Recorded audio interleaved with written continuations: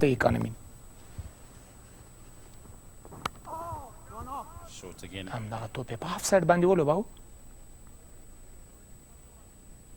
Yeah, we've just been talking about you asked محمد نبی ساخیل په سنرایزرز how important it is to حیدرآباد لوبډلې اخیستې ده په را روان آی پی ایل سیزن کې به د سنرایزرز له لوري څخه لوبیږي. سنرایزرز کې It is very crucial at this stage. It may sound a bit easier, or it may seem a bit easier for the bowling side,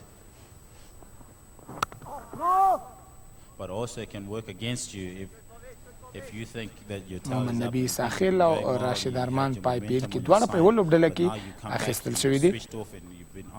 د هغه آی پی ایل کې په تیر ځل مرلیدران هم له سنرایزرز سره وو.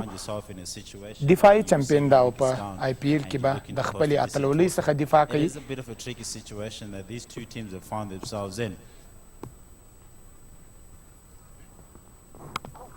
But I can tell you, I certainly hope that we will get a good game going from here onwards, and hopefully the rain will not interrupt as much.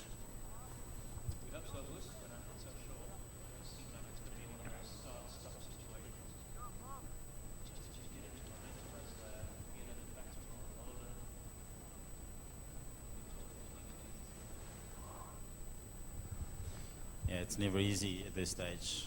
But let's just hope that all goes well.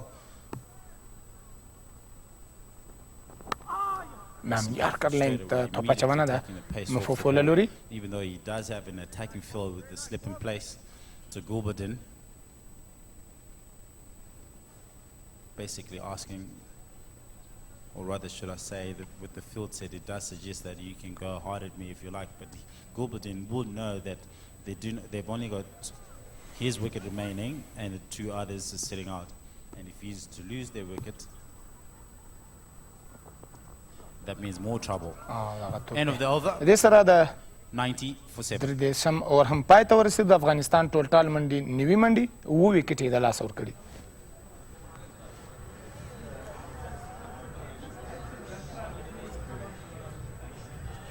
افغانستان وروستی وکټ کریم جنت وکټ واچي پیټر مور کیچ کړ او کریمر چې وو هغه ټوپ اچونه ترسره کوله. سلمان میر یو اور ترسره کړی ده. 3 منډې ورکړي دي. ګلبدین نایب په 4 منډو باندې په ټوپ وهنه کوي او همدغسې محمد نبی ساخیل په 14 منډو باندې پارټنرشپ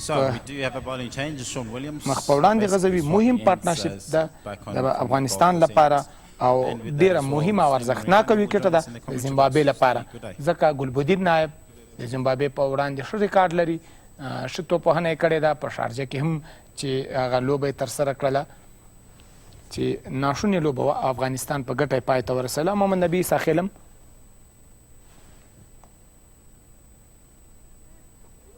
شین ویلیامز توپ اچونه کوي. په لومړۍ 2 لوبو کې د زیمبابوې په لوبډله کې نه و، خو په دغه وروستیو 2 لوبو کې شین ویلیامز ښه توپ اچونه لیفټ آرم رو توپ اچونکی ده.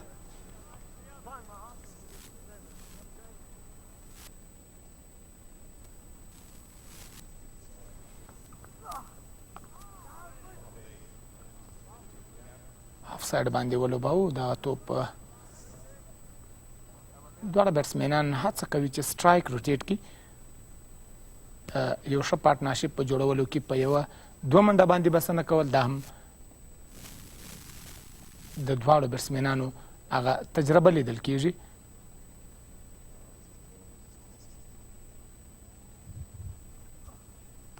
Yeah, without a doubt, certainly they will certainly be looking to bet out the overs, but without looking too far ahead of themselves, they will be thinking, right, they need to score runs, they need Shane to Williams ticking. ګلبدین نایب و چې هغه توپ یې ولوباو.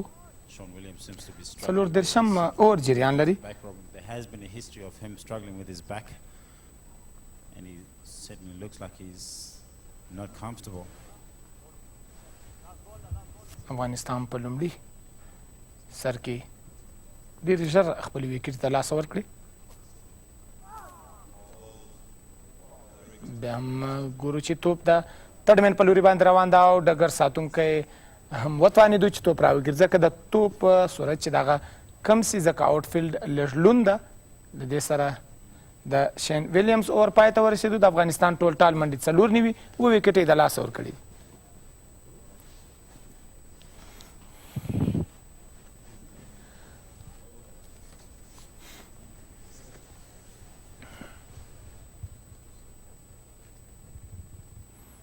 افغانستان خپله لومړی وکټ په 3 منډو باندې د لاسه ورکړه ده او دویمه وکټ چې وه هغه په 8 منډو باندې، دویمه وکټ په 12 منډو باندې.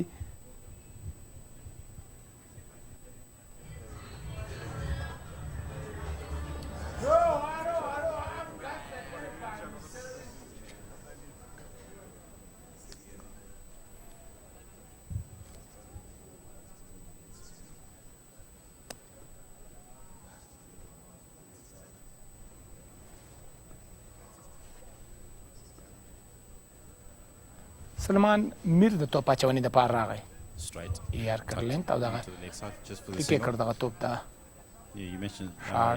fine leg Lodi. He's quite a strong fella, I must say, and he does surprise you with the heavy ball. And he's only just bowled 1 over and still fresh. Kramer, Salman Mir sara. And with the way things are for the Zimbabweans, Graham Creamer can actually afford to have a go with Solomon Mir and Sean Williams as well. They've just Afghanistan got a lot. منډو سنه یو سد چې دا هغه 2.8 ده Just to give that ډېر کم او لږ اوسط سره دغه 15 منډې افغانستان جوړې کړې دي، خو ډېر وکټ یې په لومړي سر کې ډېر ژر د لاسه ورکړلې ځکه د وکټو ژغورل او په وکټ باندې سټې کول ډېر اړین و د افغانستان د بیټسمینانو دپاره. ویې نه کولی شوی چې په لومړي سر کې خپلې وکټې ژغورلې وي. if you think about it.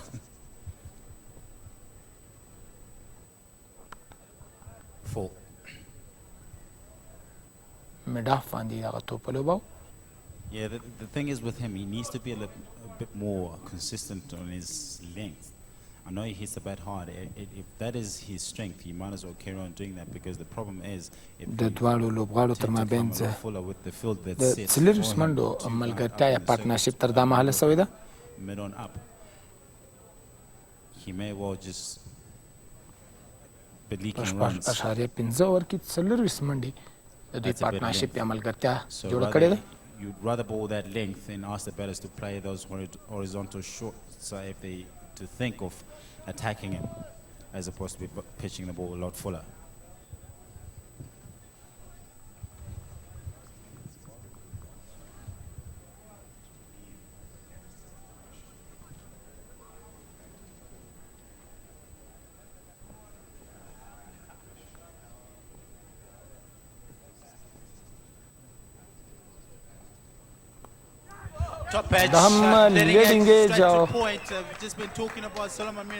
مهمه وکټ افغانستان د لاسه ورکړه.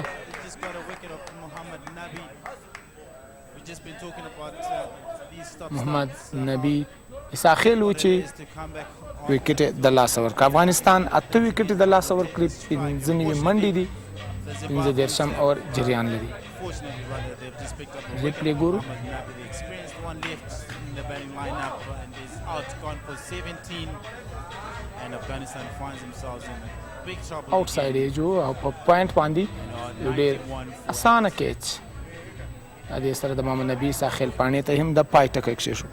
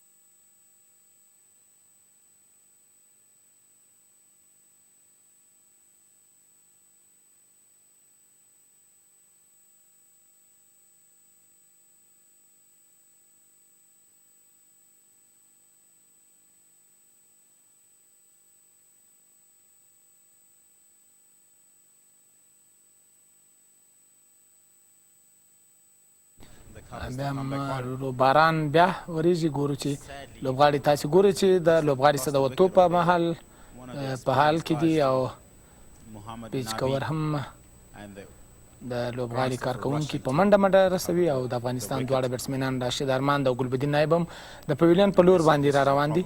باران تیز شو نو لوبه هم ودرېده. د نن په لوبه کې دویم ځل ده چې باران کیږي او د باران د اورښت له وجې لوبه څنډول کیږي.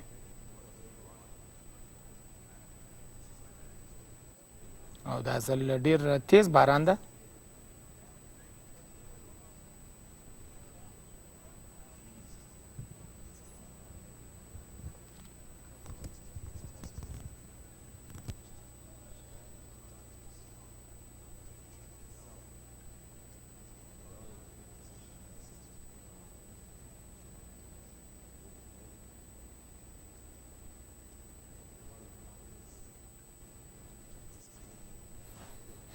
تاسې ګورئ چې پیچه کور کو باران ډېر تیز ده نو لوبه به امکان دی ولري چې بیا ځل شروع کېږي نو د ډیل میتډ څخه ګټه واخلي.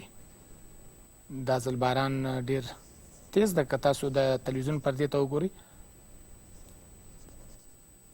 دلته هم په حراري کې باران دی او موږ به هم د یو لنډې دمې دپاره ستاسو سره د دمه اخلو او دمې وروسته بیا هم زموږ سره پاتې شئ.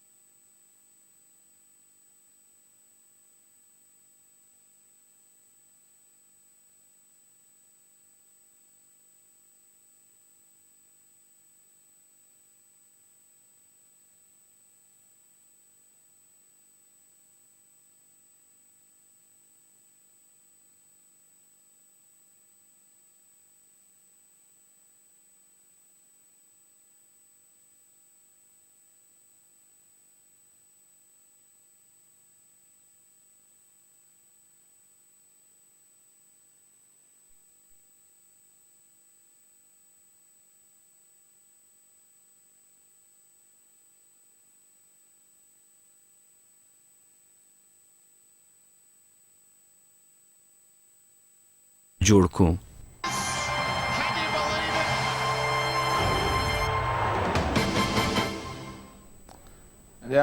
قدرمنو مینوالو لیدونکو تاسو ګورئ چې په لوبغالي کې د باران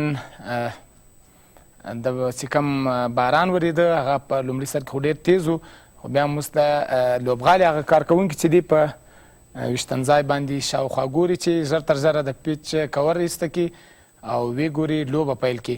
تاسو هم کولی سئ چې په 655 باندې خپلې اړیکې راسره ټینګه کړئ، خپلې رایې ورکړئ او نومونه مو ثبت کړئ او هغه د لوبغاړو چې کوم لباس ته د دوی لاسلیکونه به وي د افغانستان د ملي اتلانو لاسلیکونه به وي په هغه لباس باندې.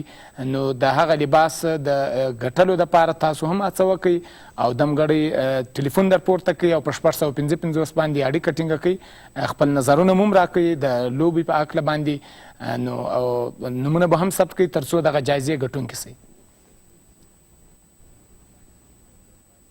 زما په اند چې لوبغالي کې باران بیا هم لکه په لومړی چې ډېر تیز ورېده خو اوس په باران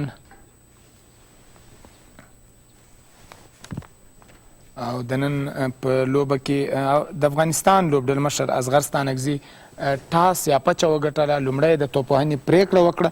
په لومړي سر کې دوی ډېره برید کوونکې توپ اچونه وکړه د زیمبابوې بالرانو.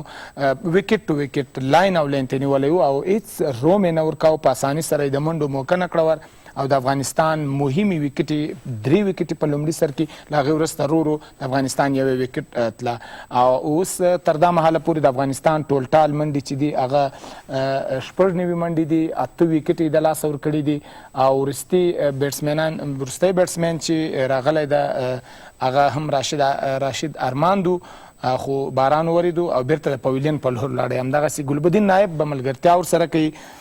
د نن په لوبه کې شهزاد محمدي په 9 منډو باندې خپل وکټ د لاسه ورکړه. احسان جنت هېڅ یو منډه نه کړه جوړه. رحمت شاه په 1 منډه باندې خپل وکټ د لاسه ورکړه. اصغر ستانکزي 19 منډې جوړې کړې. حشمت الله شاهدي په 12 منډو خپل وکټ د لاسه ورکړه. کریم جنت په 9 منډو، همدغسې سمیع الله شینواري 13 منډې جوړې کړې او محمد نبي ساخیل وروستی وکټ و چې په 18 منډو باندې خپل وکټ د لاسه ورکړه او ګلبدین نایب او راشد ارمان ناټ آوټ دي او له دې وروسته یوازې یو بیټسمین پاته ده، فرید ملک به له هغې وروسته بیټینګ ته راځي.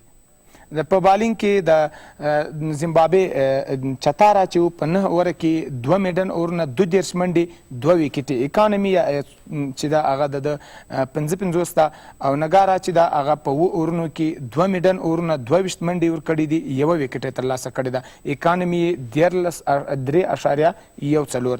مفوفو چې هغه په 7 اووره کې 2 اووره میډن کړل، 19 منډې ورکړلې، 2 وکټ یې ترلاسه کړې، 2.1 اکانومي ده.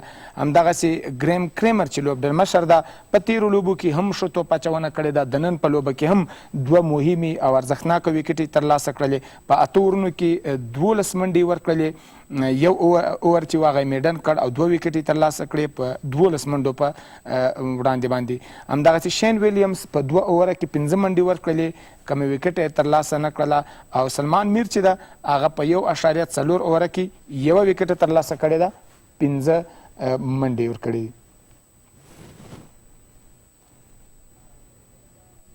بیا هم باران درېدلی ده او لوبڅاران به پرېکړه کوي چې د پیچ کور شوی ده او د پیچ بیرته او آوټ فیلډ به هم کتل کېږي. نو باران دغه دویم ځل چې وورېده ډېر تیز باران و، نو امکان شته چې لوبغالی زیات لوند کړی وي.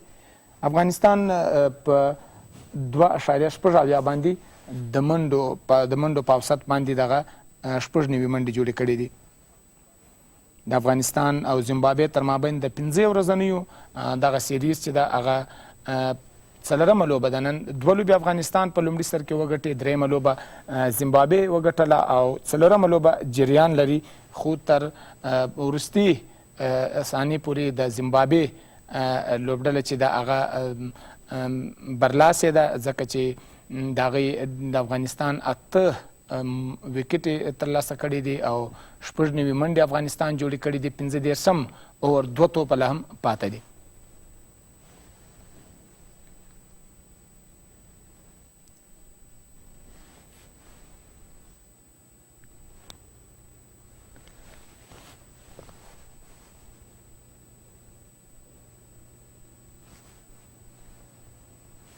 همداشې به په حرارې کرکټ کلب لوبغالي کې یو او د افغانستان او د زیمبابوې د کرکټ ملي لوبډلو ترمنځ څلورمه یو ورځنۍ نړیواله لوبه ده د 5 یو ورځنۍ نړیوالو یو ورځنۍ سیریز څخه دا څلورمه لوبه ده. تاسو بهتره معلومات شته ده چې افغانستان لومړنۍ دوه لوبې په ډېر ښه توپیر سره وګټلې او ستره ماته یې ورکړلې ده زیمبابوې ته. باید ووایم چې د نن ورځې لوبې ټاس قره بازی امروز را کپتان تیم ملی افغانستان اصغر سانوزه برنده شد و فیصله بیتینگ را نمود. تا حال افغانستان 8 بازیکن خود را از دست دادن، 96 دوش است. باران بار دوم است که باران میشه، اما امروز که میدیدیم آب و هوا را تقریبا 30% نتیجه بود که باران میشد، اما میبینیم که بار دوم است باران میشه. یک بار باران شد، مسابقه استارت شد و بعد باران استارت شد، دوباره امپایرها فیصله کرد، میچ ریفری فیصله کرد که مسابقه باید آغاز شود. مسابقه دوباره آغاز شد، اما بازم میبینیم که باران است. بیا هم گورو چه باران وریگی په زیمبابوې حراره کې چیرته چې د افغانستان او د زیمبابوې لوبه ترسره کیږي.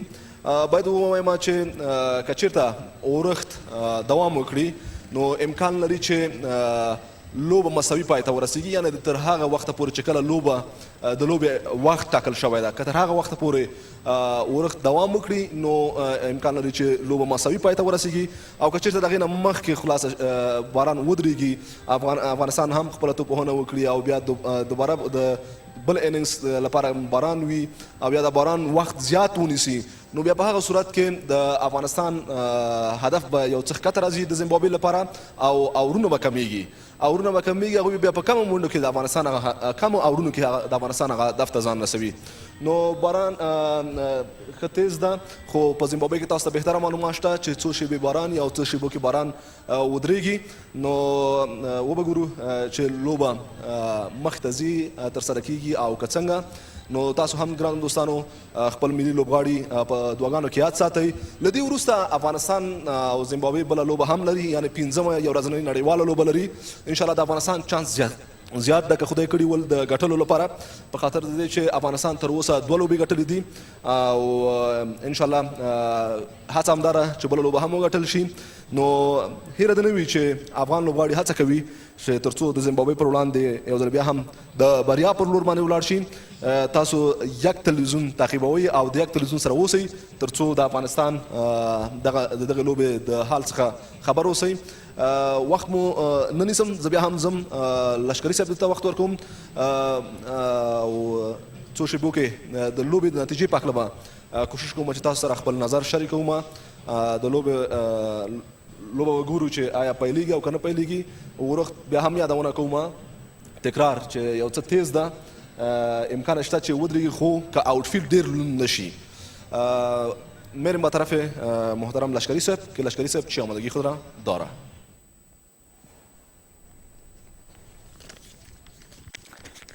بیا هم قدرمنو لیدونکو له فرید احمد هوتک څخه مننه کوو چې د لوبغالي په هکله باندې خپل معلومات له لیدونکو سره شریک کړو. له حرارې سپورټس کلب څخه په ژوندۍ بڼه باندې و. نو بیا هم قدرمنو مینوالو لیدونکو باران درېدلی ده او ګورو به چې پیچ کور ایسته کېږي که نه ایسته کېږي. نو یو لنډه دمه اخلو، له دمې وروسته بیا هم زموږ سره پاتې شئ.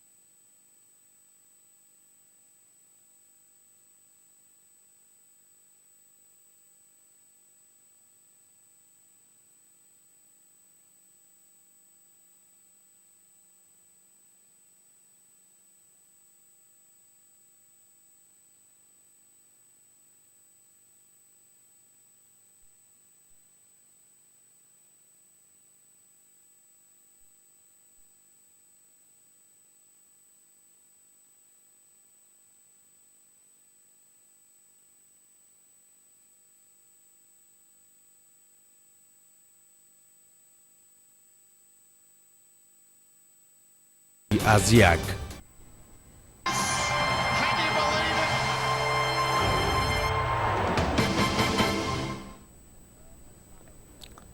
افغانستان او زیمبابوې تر مابین د 15 ورځنیو لوبو سیریز افغانستان په 2 لوبو بریاو سره مخ په وړاندې ده او درېیمه لوبه د زیمبابوې لوبډلې ګټلې ده. د نن څلورمه لوبه د باران د اورښت له وجې تر دا مهاله پورې ځنډېدلې ده، لا پیل سوې نه ده. افغانستان پچه وګټله او لومړی توپوهنه پیل کړه.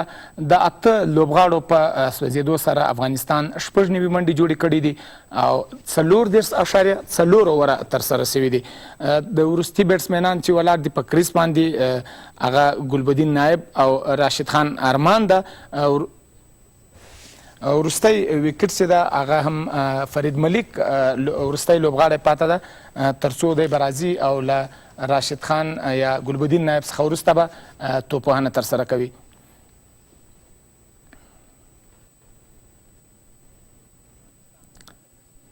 افغانستان بیټسمینانو په لومړي سر کې مهمې وکټې د لاسه ورکړې او د زیمبابوې توپ اچوونکو هیڅ غلطي نه ده کړې، په ځای باندې او په لاین او لین باندې توپ اچونه وکړله او د افغانستان بیټسمینان هم دې ته مجبوره کړل چې وکټې د لاسه ورکړلې او د یو ښه هدف په جوړېدا کې د افغانستان تر دا مهاله پورې بریالی نه سو، ځکه چې په 500 اوریزه لوبه ده او په 500 اوریزه لوبه کې یو ښه پارټنرشپ، یو اوږد د هغه ملګرتیا پارټنرشپ ته ضرورت دی، خو افغانستان لوبغاړو وکټې د لاسه ورکړلې. بل اړخ ته دوی ډېره ښه توپ اچونه هم وکړله. د هغې چتاره مفوفو او همدغسې ګریم کریمر هغه د افغانستان بیټسمینان ژر تر ژره آوټ کړو، ځکه دوی د سیریز د مساوي کېدو په هڅه کې دي چې دغه سیریز مساوي سي. په دغه څلورمه لوبه هم دوی په خپله بریا پای ته ورسوي، خو د افغانستان لوبډله نن هڅه یې دا وه چې یو ښه هدف ورته وټاکي، غټ هدف ورته وټاکي تر څو افغانستان دغه سیریز وګټي. څلورمه لوبه افغانستان په خپله بریا پای ته ورسوي. خو که څه هم لوبغاړي د دواړو لوبډلو هڅه یې کوله چې ښه لوبه ترسره کړي. بل لیدونکو تاسو کولی سئ چې په 655 باندې اړیکه ټینګه کړئ، خپل نظرونه مو ورکړئ، خپل رای مو ورکړئ او خپل نومونه ثبت کړئ، ځکه چې د دغه سیریز په وروستیو کې هغه لباس چې د ملي لوبغاړو لاسلیکونه یا امضاوې به وي باندې هغه به دغه د نومونو یو نوم به انتخابیږي، یو نوم به راوځي او دغه ګټونکي ته به دغه لباس ورکول کیږي. نو تاسو هم کولی سئ چې په 655 باندې اړیکه ټینګه کړئ او خپل رای ثبت کړئ، خپل نومونه هم ثبت کړئ. لوبه بیا هم که وګورو قدرمنو لیدونکو باران درېدلی ده او لوبڅاران هم هڅه کوي چې د پیچ کور هیسته کړي او تر څو لوبه بیرته پیل سي. افغانستان 8 نوي منډې کړې دي. کوم ټارګټ یا هدف بیا هم که ویشتنځای یا پیچ ته په کتو سره یو نیم سل به هم یو ښه هدف و که افغانستان ورته ټاکلی و، خو دغه پرېکړه به وروسته ګورو چې لوبه پیل کیږي او که یا ځکه لوبڅاران به پرېکړه کوي، میچ ریفري به دا پرېکړه کوي چې لوبه مخ په وړاندې باید وسي او که په همدغه ځای ودرول. که چېرې لوبه ترسره نه سي نو امکان لري چې ډرا سي دغه لوبه او که چېرې د دوی پاڼۍ شروع کېږي یا انینګ شروع کېږي د زیمبابوې، نو بیا به لوبه د ډي ایل میتډ ته وځي. بیا هم ځو لوبغالي ته چې هلته په انګلیسي چې کوم کمنټیټرز دي هغه څه وایي.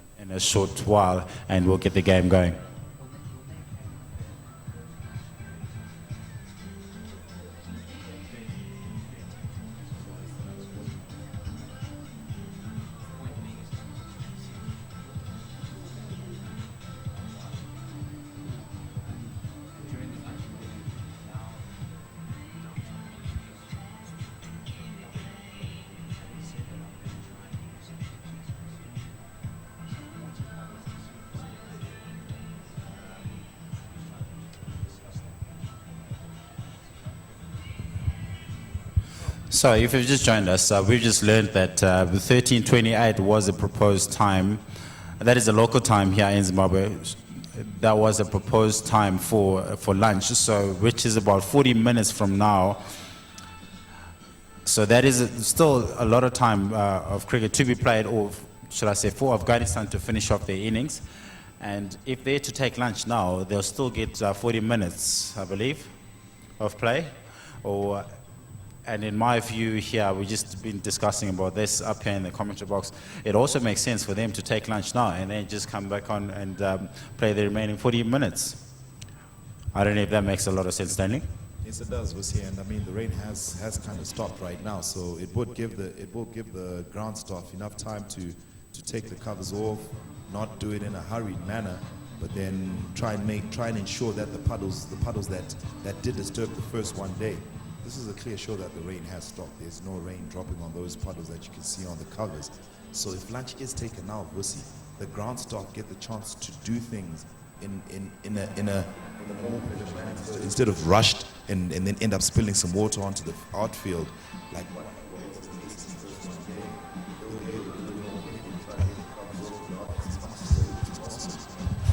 Yeah, true. It's just a matter of giving themselves a bit of a chance to make sure that the ground is fit enough to continue play. We do not want to find ourselves in the same situation we had in the first game when they had a problem with the water not going into the soil as quickly as possible. So yes, as you rightly said, it does make a lot of sense to give the ground staff a fair bit of a chance to make sure that the game do go on throughout the day to day. And the good news is as well that there's not any rains coming down now. So we're certainly hoping that the covers will be coming. تر دا مهاله پورې لیدونکو د پیچ کور نه دی ایسته سوی نو تر څو به په تمه سو په انتظار وسو چې لوبڅاران راځي خپله پرېکړه کوي نو تاسو څخه هم بیا هم نو لنډه دمه به یا که اوږده دمه نو دا به وګورو خو بیا هم یو لنډه دمه ده تر څو پیچ او لوبغالی برابرېږي لوبڅاران پرېکړه کوي د یوې دمې دپاره.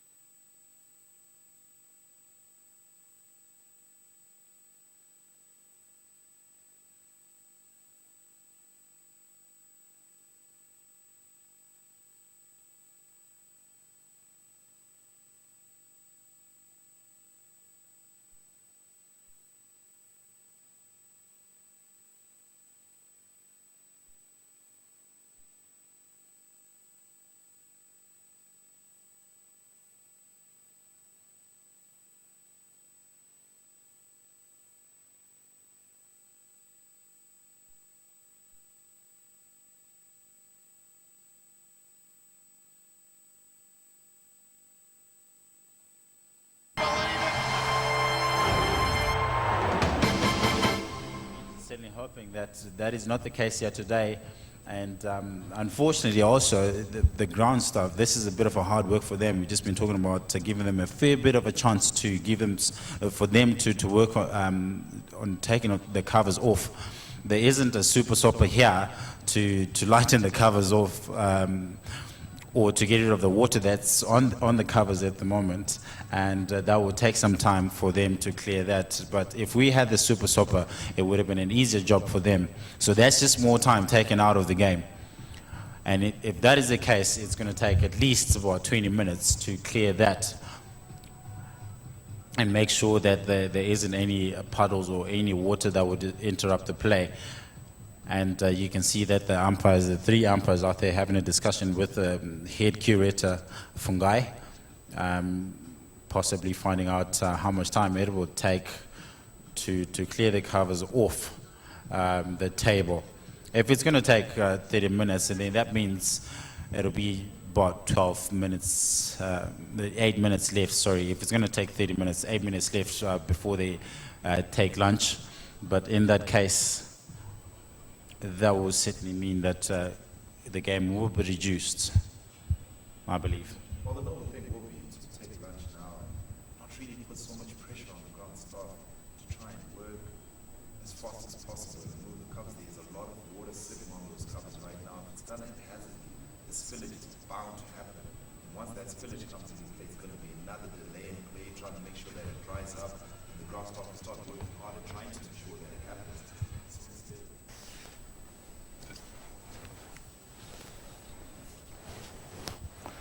بیم قدرمنو لیدونکو تاسو ګورئ چې لوبغالي کې د باران د ورښت له کبله تر دا مهاله د پیچ کور نه دي ایسته سوي او د افغانستان او زیمبابوې تر مابینځ د 15 ورځنیو لوبو لړۍ څلورمه لوبه ده. افغانستان 8 ویکټې د لاسه ورکړي دي، شپږ نوي منډې کړي دي. نو تر دا مهاله لوبه درول شوې ده. تر لوبغالی چمتو نه ده تر څو لوبه یو ځل بیا پیل سي.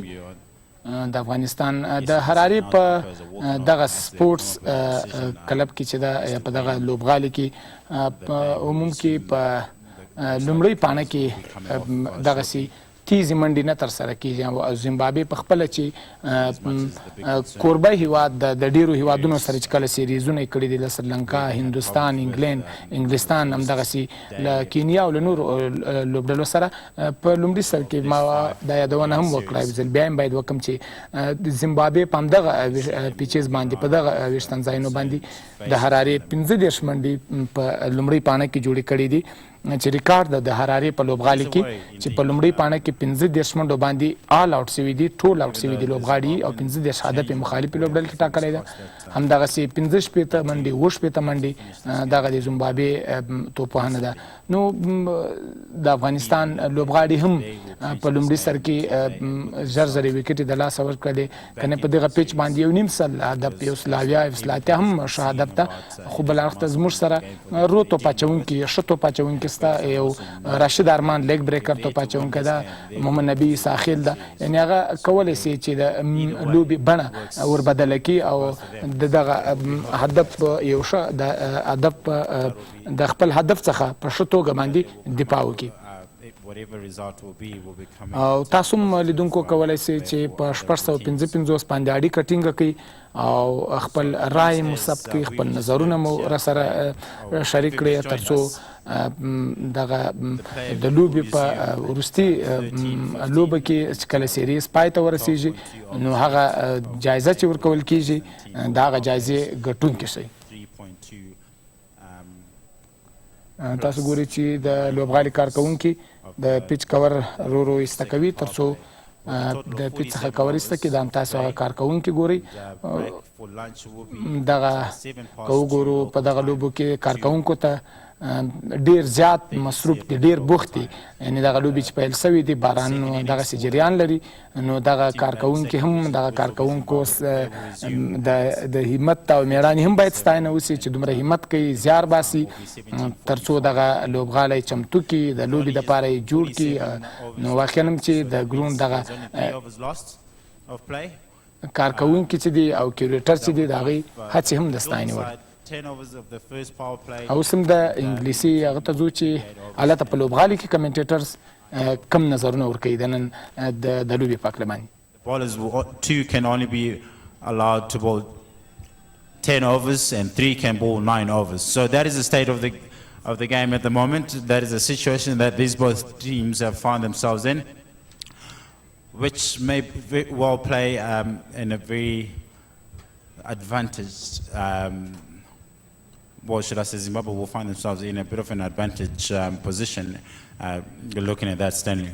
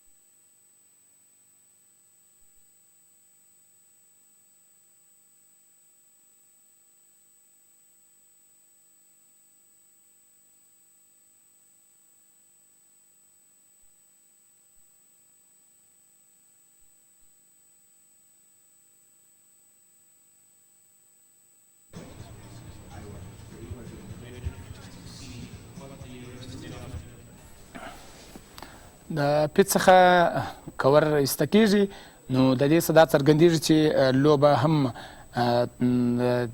لوبه امکان لري چې ودې شي نوره او لوبڅاران به هغه وروستۍ پرېکړه کوي ځکه تر اوسه پورې که چیرې د اورونه راکمیږي نو هغه به هم معلوم سي او که کومه بله پرېکړه کېږي د لوبڅارانو یا میچ ریفري له لوري څخه هغه به معلومه سي. خو یو ځل ځو لوبغالي ته او په لوبغالي کې ځکه هلته د هغه سره نږدې چې کوم کمنټیټرز دي کوم مبصرین دي د هغوی رای او نظر اورو چې هغه څه وایي. Afghanistan's innings were never allowed to get going due to some consistently good bowling by all the Zimbabweans who bowled, spearheaded by Jindal Chatara with figures of 2 for 31 from his 9 overs. And And there was excellent support as well from Chris Mpofu with 2 wickets, Graham Creamer chipping in with 2 wickets as well, and Solomon Mire and Richard Ngarava helping themselves to a wicket apiece. Fielding has been pretty good from a Zimbabwe point of view. The catching by PJ Moore, the wicketkeeper, has been exceptional. Granted, he did have a misstumping, but his wicket-keeping of late has been considerably better than what it was in the triangular series. 3 catches for him thus far, and 3 catches in the previous one day international as well. Afghanistan 96 for the loss of 8 wickets. Yeah, Dina, you spoke about PJ Moore, how good he has been so far with the gloves behind the stumps, and I must say, in fact, that reminds me of your question earlier. The work that he's put in off the field, or rather, should I say, prior to this series, he had a series against the West Indies and Sri Lanka, the tri-series, where everybody has been criticizing him, the work that is. He's possessed behind the stumps. It has not been ideal for the fans, should I say. So he was under immense pressure to try and impress, or rather prove that he can actually do a job behind the stumps. So I believe he has done a tremendous job, in terms of his work ethic, and also making sure that he puts in some hard yards behind the stumps, which is not an easy thing to do. It is a hard job behind the stumps. It takes a lot of concentration. He played a test match against Sri Lanka where things didn't go so well for him behind the stumps. But that does happen. That's the game of cricket. Nobody drops catches willingly. Those sort of things will happen. But for as long as that he's put in some hard yards, as I said, which he's proven that he has.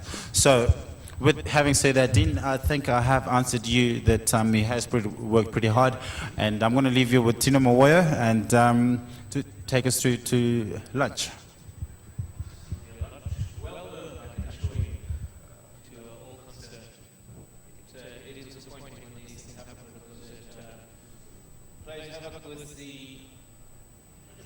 With what happens on the field, and it also creates problems off the field, not only for the umpires but up in the media centre and in the commentary box as well. Nevertheless, it's very good to be bringing these pictures to you wherever you may be watching us. We again send warm greetings to those in Afghanistan watching these pictures on One TV. Tino, is it good afternoon? Yes, it is. Good afternoon to you. Good afternoon, Dean. Nice to be back with you. And I think what's even nicer is to see that the groundsmen are getting rid of the covers on the pitch, and it looks like we are going to be back on the field and get some exciting cricket underway once again.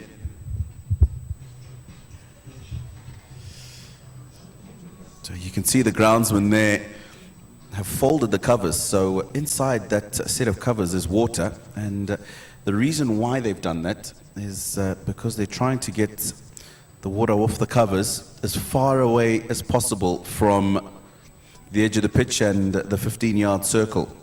Now, those of you that remember and were with us live for the first one-day international after the rain break, they deposited the water just on the edge of the pitch after the rains, and the ground was not able to soak in that water. As has been mentioned countless times, Harare has seen a lot of water of late. So once they deposited that water on the edge of the pitch, the field was then deemed unfit for play for the rest of the day, handing Afghanistan a victory via the Duckworth-Lewis method. So you can see the groundsmen today trying to get that water off the pitch as far as they can from that inner circle, which obviously means that it's going to take a little bit more time for the groundsmen to get the pitch ready for the resumption of play here at Harare Sports Club.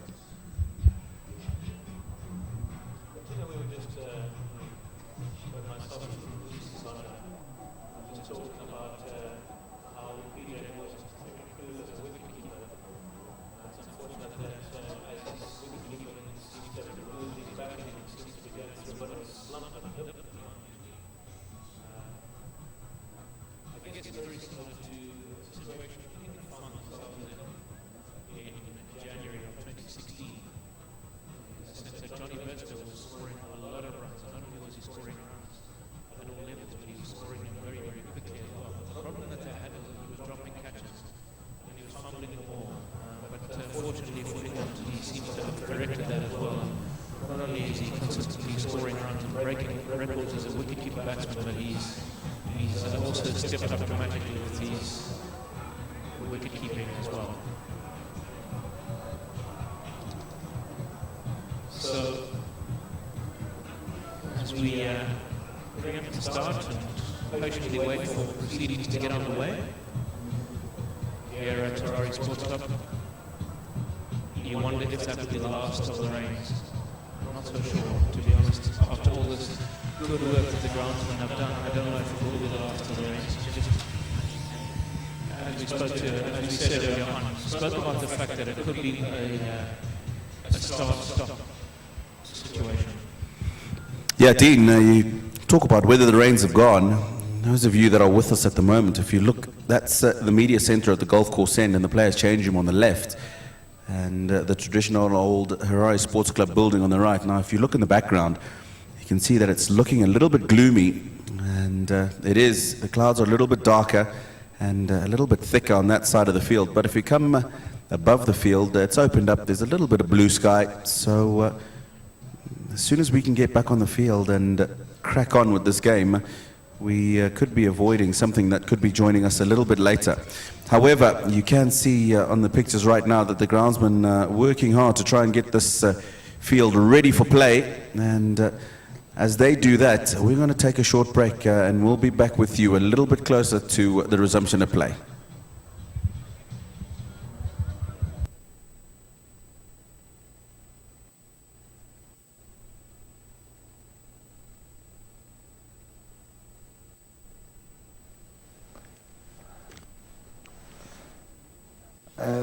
قدرمنو لیدونکو تاسو ګورئ چې د انګلیسي کمنټیټرز یا هلته چې کوم تفسیره کوونکي ناست دي هغې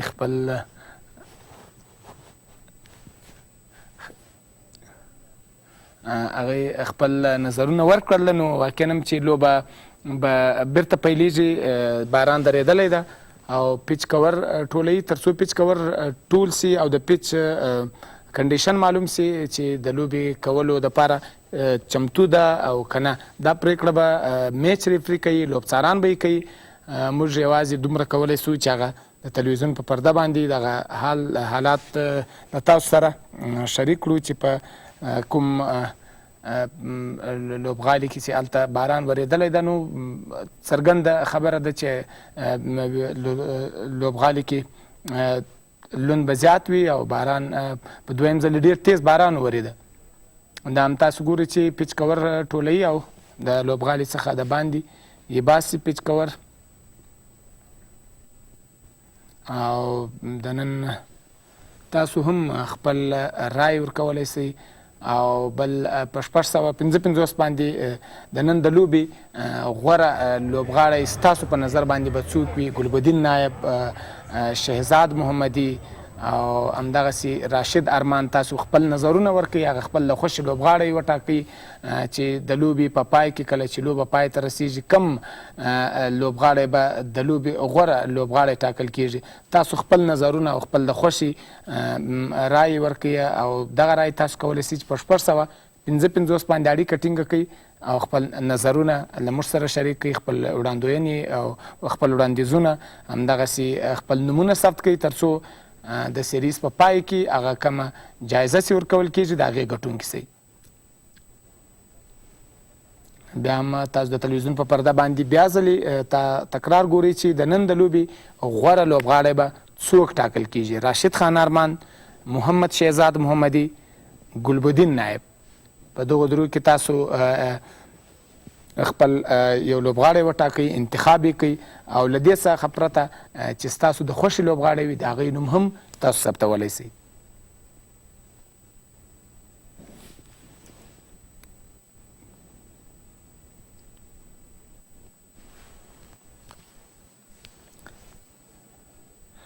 په لومړۍ لوبه کې اصغر ستانکزي 50 سیزه والا، په دویمه لوبه کې شهزاد محمدي 50 سیزه والا.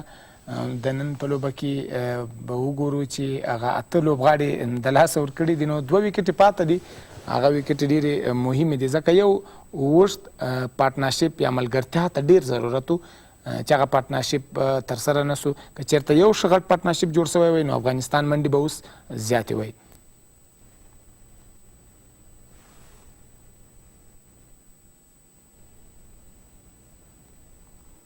د افغانستان ټول لوبغاړي چې دي هغه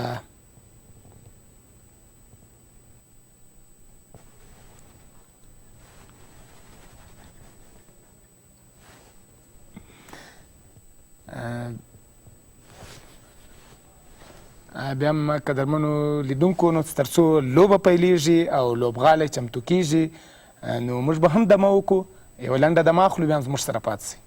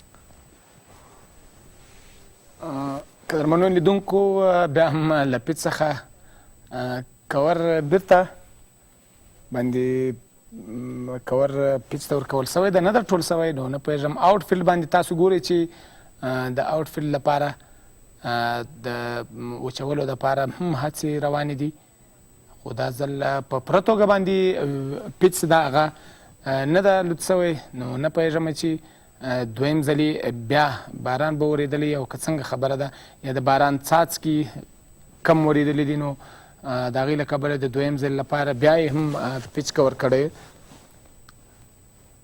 نو اوس به وګورو کارکوونکي چې کوم د ګراوند مینان دي هغه بوخت دي چې اوس کور به ایسته کړي او که به بیرته کور باندې پاتې په پیچ باندې.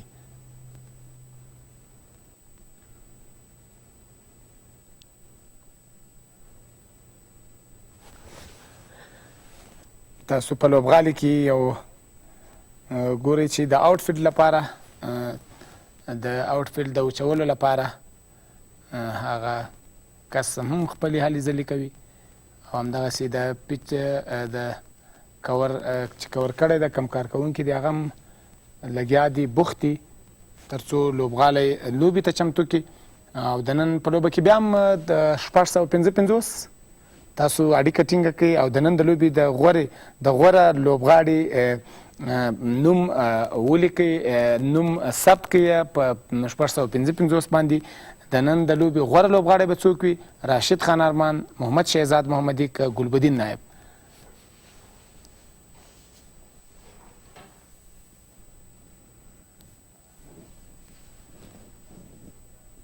په زیمبابوې کې تقریبا له 2 میاشتو راهیسې همدغسې پرله پسې بارانونه دي.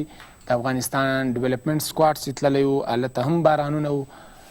هغه لوبې افغانستان د یو لوبې په وړاندې 4 لوبو په بریا سره خپل هیواد ته راستنه شول چې د شفیق الله شفق په لوبډلمشري کې هغه لوبې ترسره کړلې.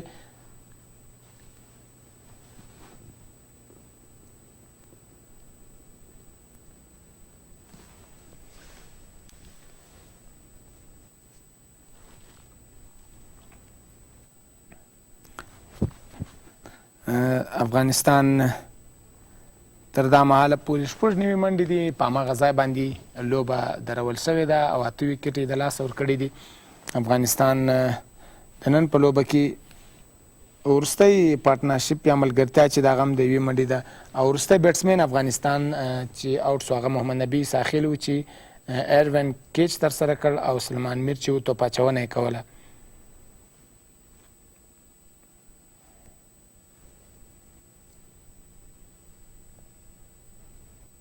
د افغانستان له لوري شهزاد محمدي او احسان جنت پرانیتګر توپ وهونکي وو، اوپنرز وو. هغې په لومړي سر کې خپلې ویکټې د لاسه ورکړې. په 24 توپونو باندې 9 منډې شهزاد محمدي جوړې کړې وې او همدغسې احسان جنت چې لومړۍ لوبه یې وه، لومړۍ ورځنۍ لوبه یې ترسره کوله، تر زیات فشار هم لاندې وو په دې وجه چې هغه لومړۍ لوبه وه او په بیا د زیمبابوې په وړاندې باندې په زیمبابوې کې نو افغانستان د سیریز د ګټلو دپاره هم دغه لوبه ډېره مهمه وه. نو احسان جنت ځوان لوبغاړی ده، بااستعداده لوبغاړی ده، خو داسې نن په لوبه کې همغسې ونه ځلېده. په نورو لوبو کې د ښې لوبې په تمه یو. احسان جنت په 0 منډو خپل ویکټ د لاسه ورکړ. احمد شاه په تیرو 3 لوبو کې په لومړۍ 2 لوبو کې ډېر ښه توپوهنه ترسره کړله او افغانستان همدغسې رحمت شاه په 1 منډه باندې خپل ویکټ د لاسه ورکړه. اصغر خان ستانکزی چې هغه 19 منډې جوړې کړې، د پیټر مور کیچ کړ او مفوف چې هغه توپ اچونه کوله.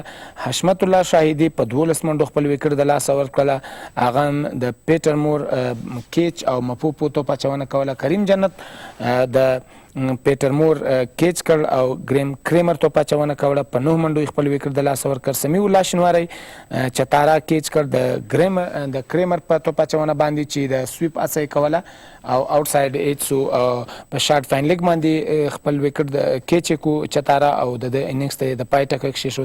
او محمد نبی ساحل چې وروستی وکټ و هغه ایروان کیچ کړ او سلمان میر توپ اچونه کوله 19 منډې جوړې کړې وې.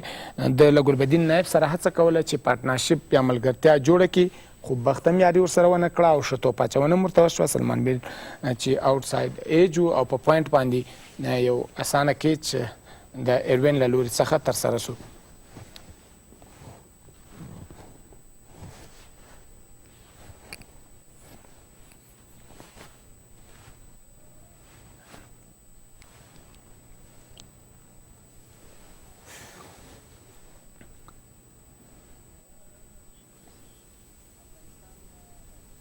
افغانستان لومړی وکټ چې دا هغه په 3 منډو باندې د لاسه ورکړله. دویمه وکټ چې د رحمت شاه وکټ وه هغه په 12 منډو باندې شهزاد محمدي په دریم وکټ هم په 12 منډو باندې ورکړو. دریم وکټ چې هغه په 8 منډو باندې و. همدغسې څلورم وکټ په 41 منډو باندې، پنځم وکټ په 46 منډو باندې، شپږم وکټ په 28 منډو، اتم وکټ په 95 منډو باندې افغانستان د لاسه ورکړ.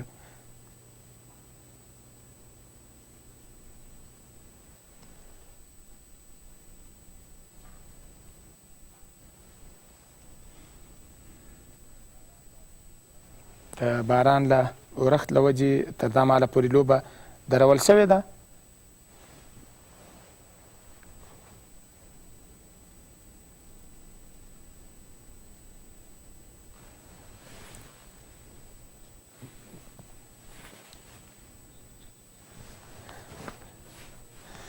بیا هم قدرمنو لیدونکو یو لنډه دمه ده، له موږ سره پاتې شئ.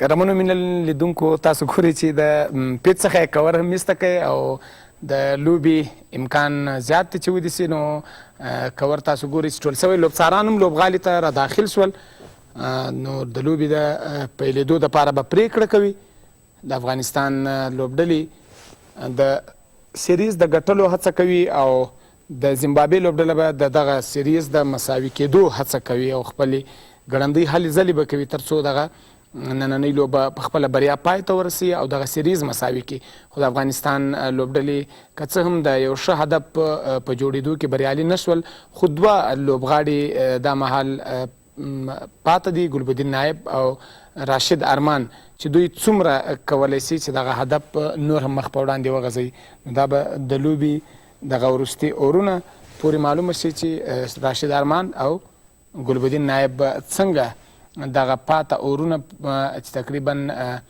14.2 اورونه پاته دي دغه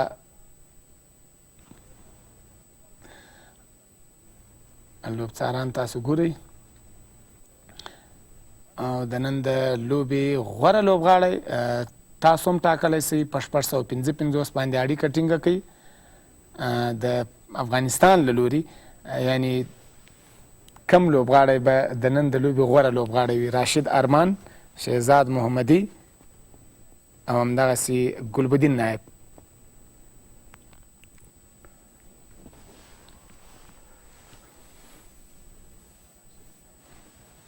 راشد ارمان هم د هندوستان په آی پی ایل سیالیو کې اخیستل شوی ده چې په هغه سیالیو کې به د حیدرآباد سنرایزرز سره دی لوبه ترسره کوي راشد ارمان ځوان لوبغاړی د لیګ بریکر ده نو په هغه لوبډله کې دومره یادونه باید وکړو چې ټام موډي چې د هغه د اسټرالیا لوبغاړی پاتې شوی د پخوانی 3 نړیوال جامونه یې کړي دي نو د هغوی د تجربو څخه به څومره ګټه محمد نبي ساخیل او راشد ارمان پورته کړي بل اړخ ته لکشمن ورسره ده د هندوستان پخوانی ټیسټ کرکټر او تکړه بیټسمین و دغه سره مورلیدرن چې ورلډ کلاس بالر و او دغه د توپ اچونې په نړیوالو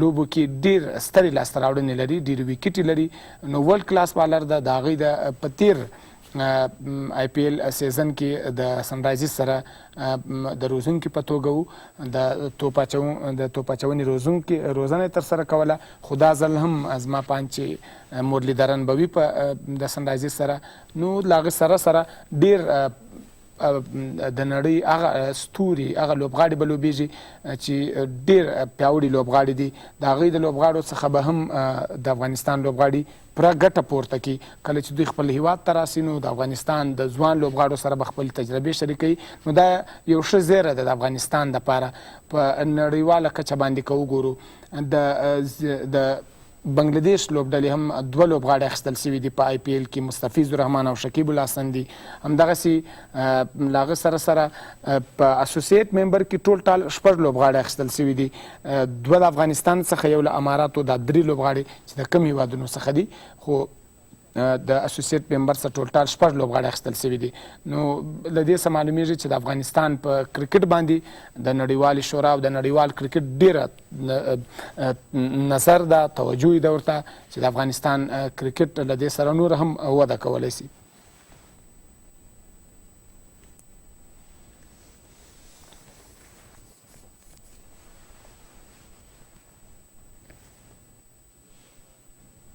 آی پی ایل په دغه سیزن کې به د افغانستان دغه دواړه لوبغاړي لوبیږي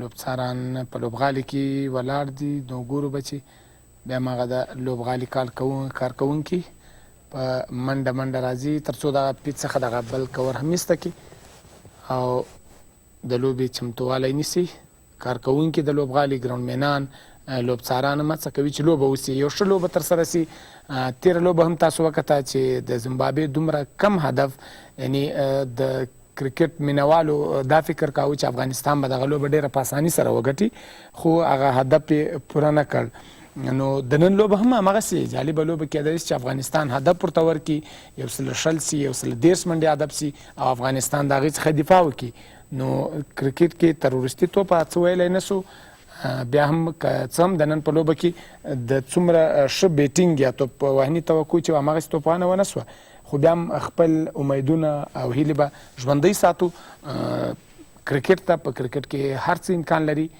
نو امکان دی ولري چې افغانستان دغه دواړه لوبغاړي دغه هدف یو څه نور هم مخ په وړاندې وغځوي او مخ د زیمبابوې لوبډلې ته هدف ورکړي او له هغه هدف څخه دفاع وکړو بالینګ هم د افغانستان الحمدلله ښه بالینګ ده که وګورو خو د زیمبابوې توپ اچوونکو ته به زیات کریډیټ ورکوو او ستاینه به یې په دې وجه کوو چې هغوی ډېر په لاین او لین باندې بالینګ کړې ده د افغانستان بیټسمینان که یو څه ستونزه په پیچ کې ده له دې سره سره دوی ښه توپ اچونه هم کړې ده یعنی هیڅ بیټسمین ته په سمه توګه موقع نه ورکوله چې توپوهنه دې ترسره کړي روم دې جوړ کړي او بیا دې شاټ ووایي د غټ شاټونو تاسو د محمد نبي ساخیل دغه فری هیټ شاټ ولیدی چې یعنې ډېر په پیاوړی شاټ و خو هماغسې چې څومره په قوت ووال شو هغه توپ د پولې څخه د څلورو منډو دپاره ولاړی ځکه شپږیزه هم نه سوه نو له دې څه معلومیږي چې د دوی ښه توپ اچونه هم وکړه او پیچ هم مرسته ورسره کوله د افغانستان توپوهونکو هغسې توپوهنه ونه کړه لکه څومره چې له دوی څخه توقع وه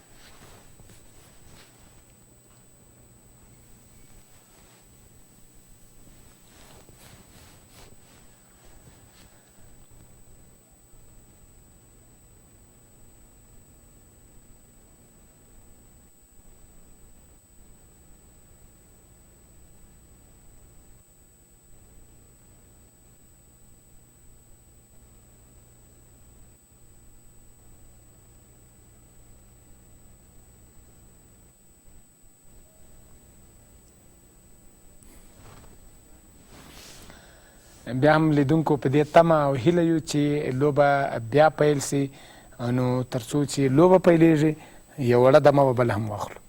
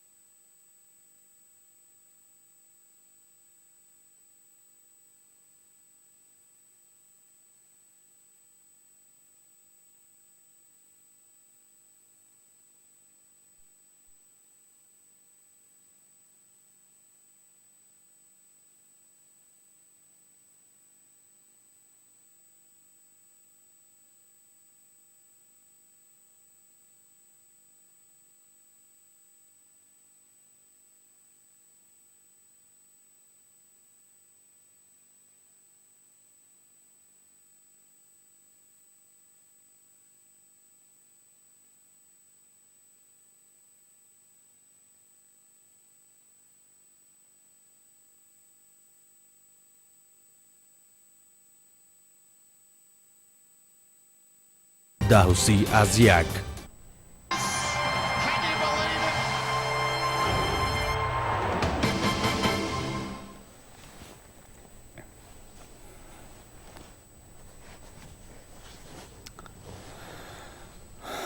قدرمنو مینوالو لیدونکو د زیمبابوې لوبغاړي هم لوبغالي ته را داخل شول نو ګورو چې لوبه هم پیلیږي په دې تمه او امید یو چې لوبه وشي لوبه ترسره سي تر څو افغانستان د بریا په هیله یو د افغانستان د بریا دپاره به دعا کوو نو د دوی به خپل هلې ځلې او زموږ تاسې به دعا وي تر څو افغانستان دغه سیریز له زیمبابوې څخه وګټي.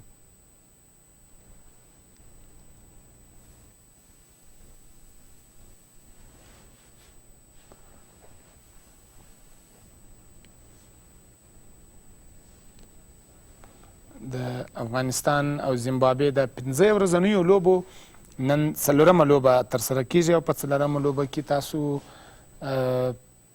ولیدل چې افغانستان ټاس وګاټه او توپوهنه یې پیل کړې. بیا هم د ویشتن ځای ته ګورو چې په ویشتن ځای باندې هم د لوبغالي هغه کارکوونکي او کیورټر چې د هغه ولاړ دي تر څو ویشتن ځای وګوري چې لوبې ته چمتو ده او که لوبه پیلیږي نو څو وخت به اخلي څو وخت به نور هم ونیسي چې لوبه پیل سي.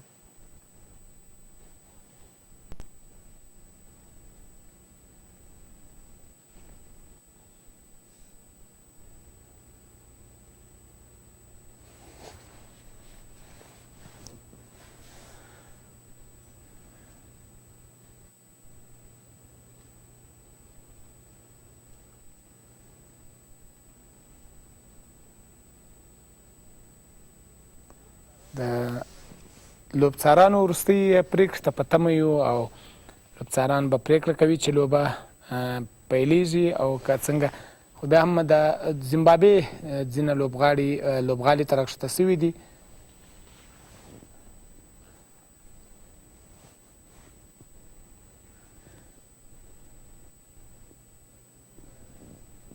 تاسو د تلویزیون په پرده باندې ګورئ چې که افغانستان نننۍ لوبه وګټي نو د افغانستان له لوري به کم لوبغاړی غوره لوبغاړی ټاکل کیږي.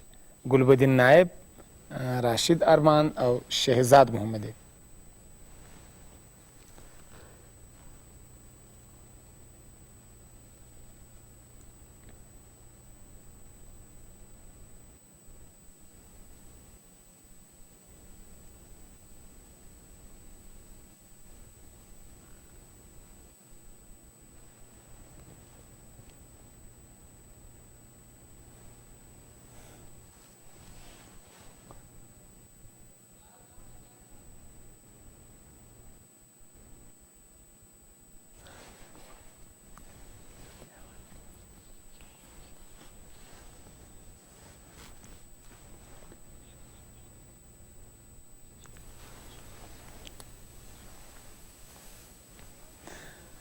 قدرمنو مینوالو لیدونکو تاسو ګورئ چې په لوبغالي کې د لوبې د چمتووالي لپاره پوره هڅې روانې دي لوبغالی چمتو کولو ته.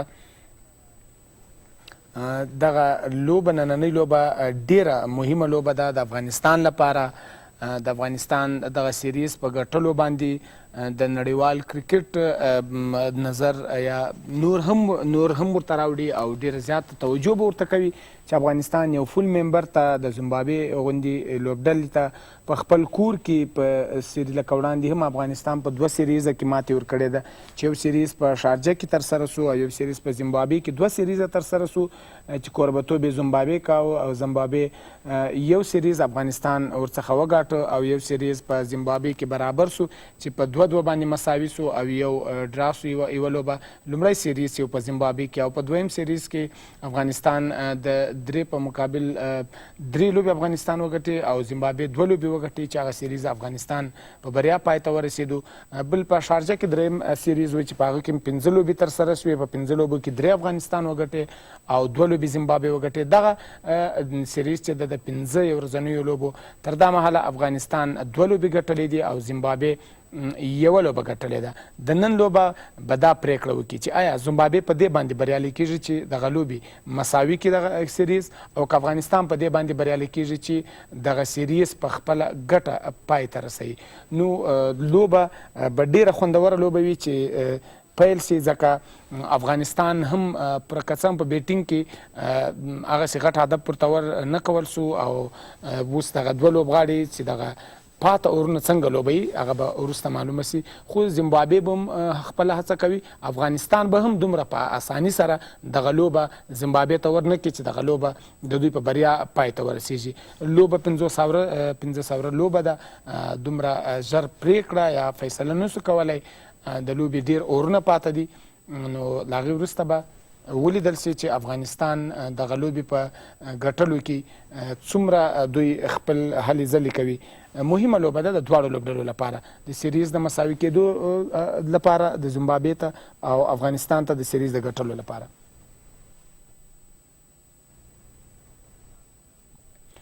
افغانستان په مارچ کې له آیرلینډ سره لوبې ترسره کوي چې دغه لوبې به په ګریټر نویډا کې ترسره کیږي. په هندوستان کې د افغانستان په کوربتوب باندې له آیرلینډ سره موږ 3 شلاوریزې لوبې لرو او 15 ورځنۍ لوبې لرو.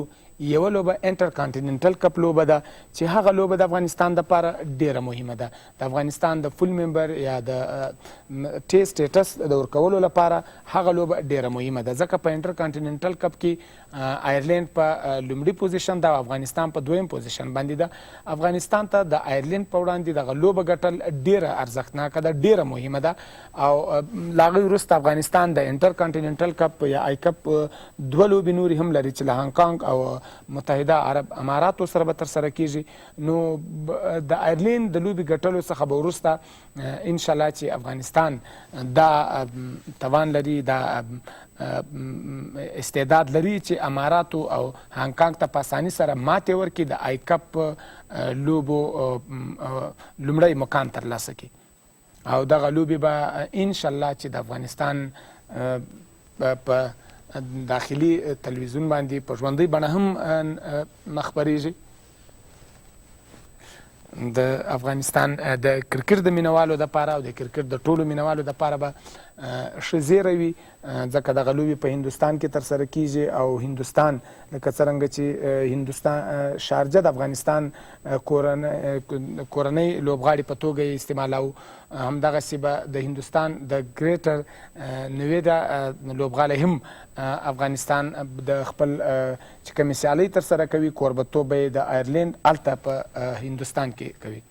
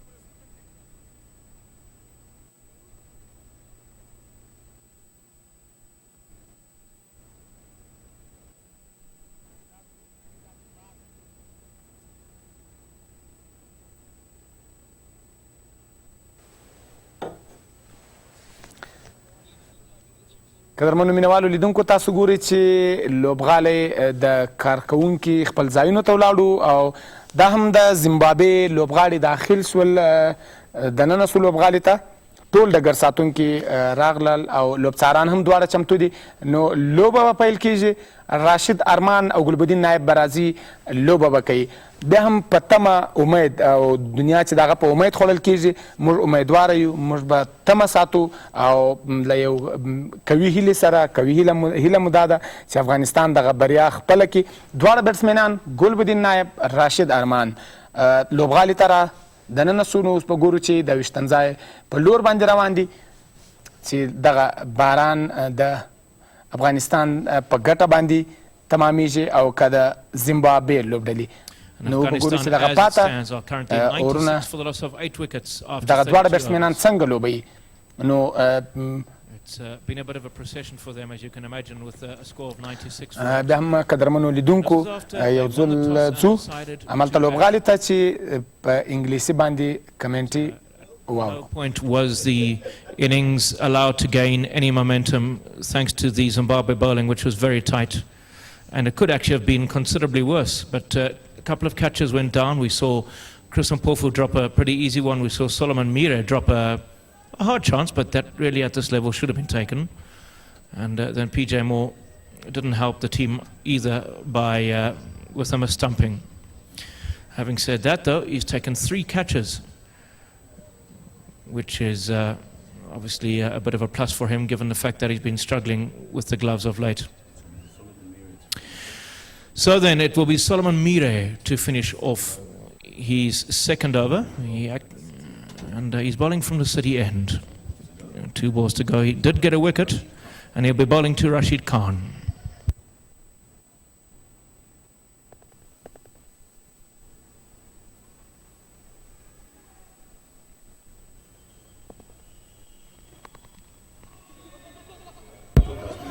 So Afghanistan again up and running now for the 3rd time in the innings. And a very good afternoon to you, Tina Moyo.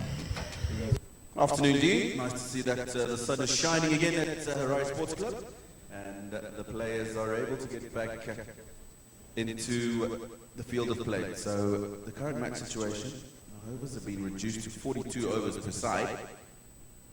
That means that at the end of this one, Afghanistan will have another 7 overs to back. That's well bowled by Solomon Mire. Now, we had the covers on for an extended period, close to 2 hours. And just a little bit of juice there, it looks like, from that last delivery. So, Solomon Mire finished off his second over, and the score now 97 for 8 in 35 overs.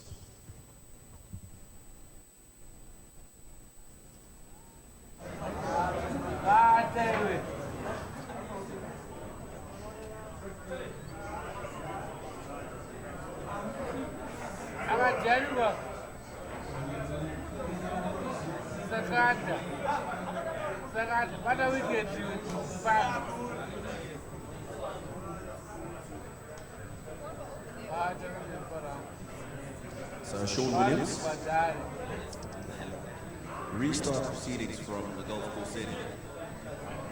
Situation got onto the field again to resume at 2 p.m. local time. Crunches that out to the man at Kabul on the boundary, Richard Garava. Last time session from 1951. As we've lost time, it's been reduced to 20 minutes, which is a minimum in the game. A little bit of turn for Sean Williams. And that means that the players are back on the field after lunch at 14:51.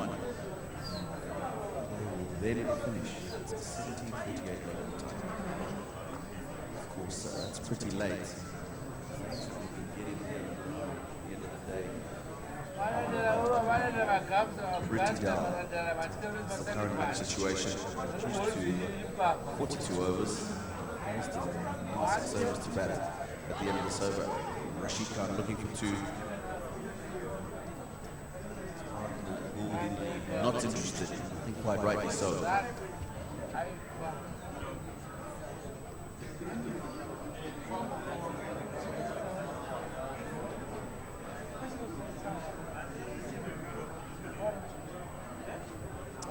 Williams.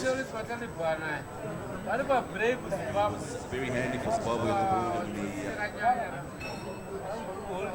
third one-day international. Three really important wickets.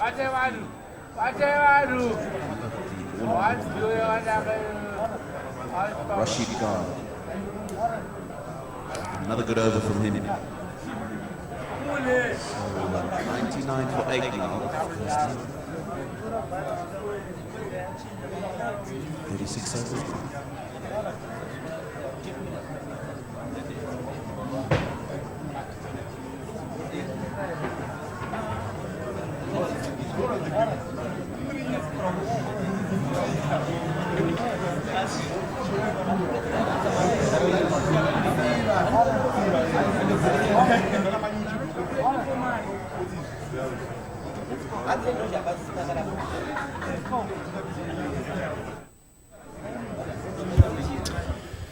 So Solomon Mire into his third over now.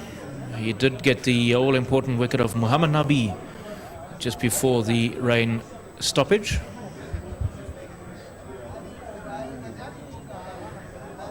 Now then, how many runs can Afghanistan scrape together in these final overs? Just a reminder that the match is... It's a very well-directed short ball, and Rashid Khan gets under it quite nicely.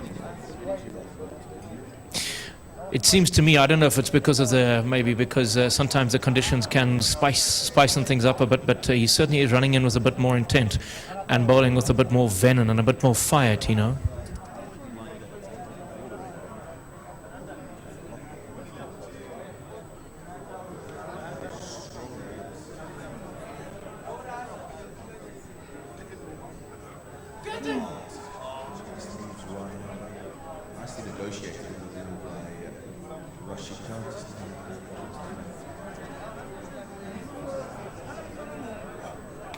Third man.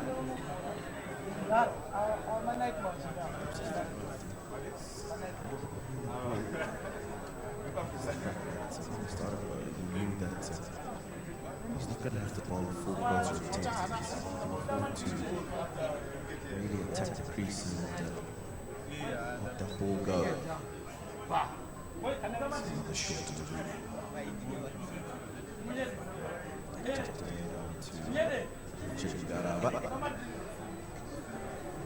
Fine leg. This was an interesting question. What would Afghanistan be able to scrape together? The problem they've got now is they've got 2 wickets in hand. They don't have to bat. 50 overs, of course, reduced to 48 now. That's well bowled. Very, very well bowled now. Ball swung away, just nipped away off the pitch as well. As we were talking about, the wicket can spice up a little bit deep.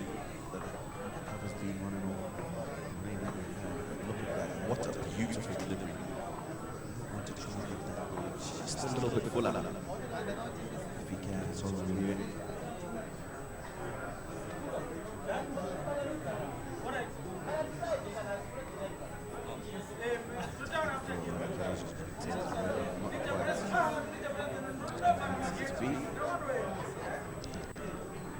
One ball left. 37th over.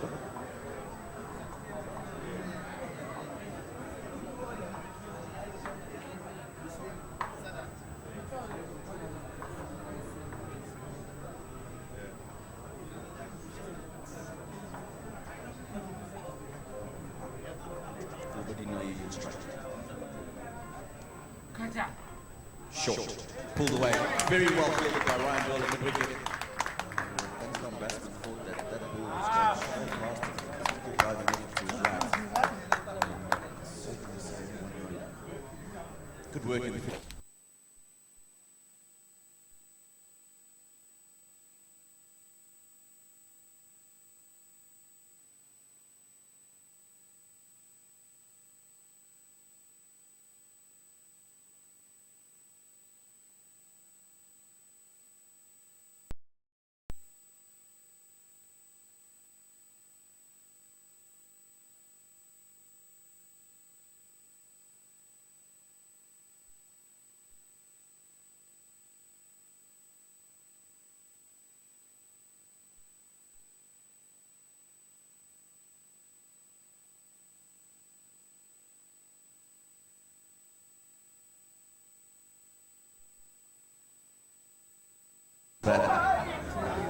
really have liked the skill that he's shown in the last couple of games. Balt. Oh, looks like he's run out of opportunity. Brilliant.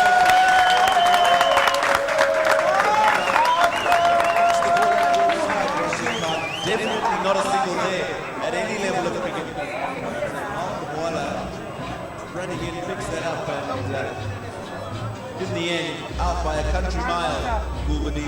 So Afghanistan now lose their 9th wicket. Zimbabwe will be delighted. 103 for 8. This is it again. All question Williams. Look like ball watching. Rashid Khan and Malcolm very sensitive. The man nowhere near his ground. Just a little underarm lob to collects and the effects are run out. Nowhere near the crease. Gulbadi naive.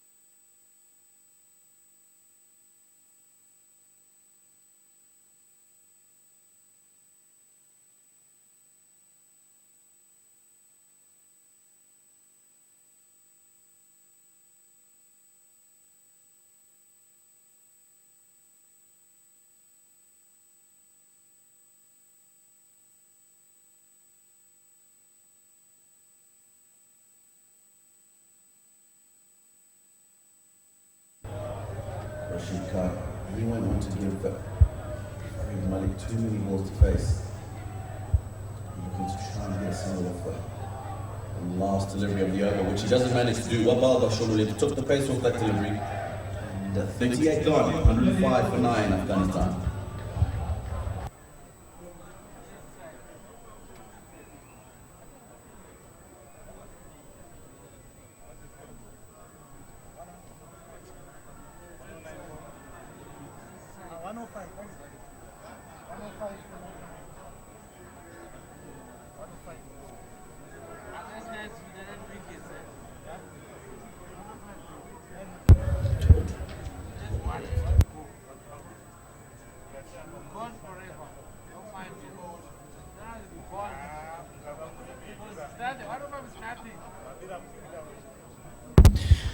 So Chris Pawford is to resume from the city end.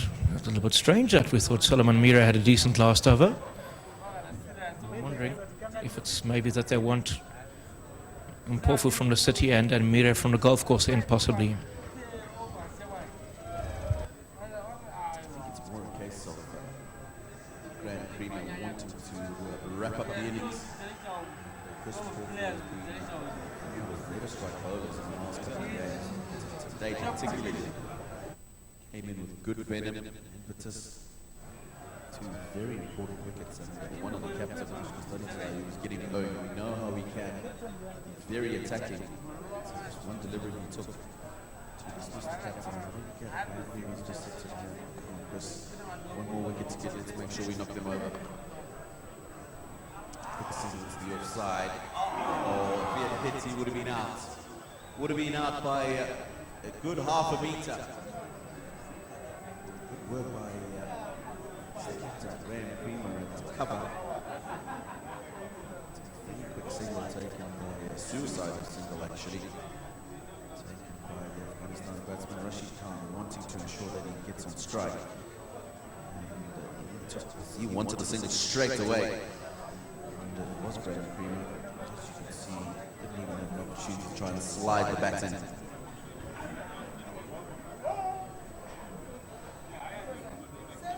Chris Paul just making sure this field is exactly where he wants them. Being helped by the wicketkeeper there, PJ Moore. Has the best view of the whole field, the wicketkeeper, and one of his duties, as some of you will know, will be to help the captain and bowler ensure that the field is in the right places, they've got the right angles, nobody's fielding behind another fielder. It's a good ball from Chris Paul. Short. She can't get some of that easily. So that's the current situation of the Royal Sports Club. Afghanistan winning the toss, deciding to bat first in this fourth one-day international. And 106 for 9 they've been reduced to. And they won't be happy with the total on that board there. Failed to chase 129 in the previous one-day game, especially after winning the toss. 106 for 9 is not what the doctor would have ordered for Afghanistan. Top edge. No one down at third man. Nicely guided away actually by Shikhan. It looked like he did that intentionally. It's a short third man in a circle. Everybody back on the boundary. So he just managed to get that over the man, and it's a third man. Nothing to worry about. And that's exactly what he did. Well, we've spoken about his skill, not only with the ball, but very useful down the order of the bat as well.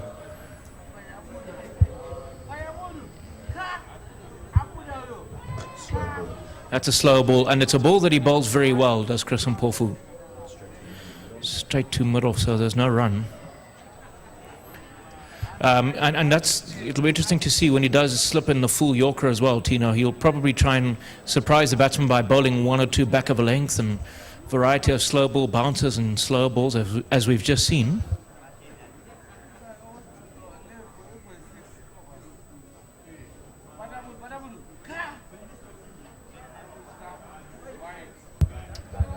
Well, it's wide down the leg side, so that'll do him no good, neither his team.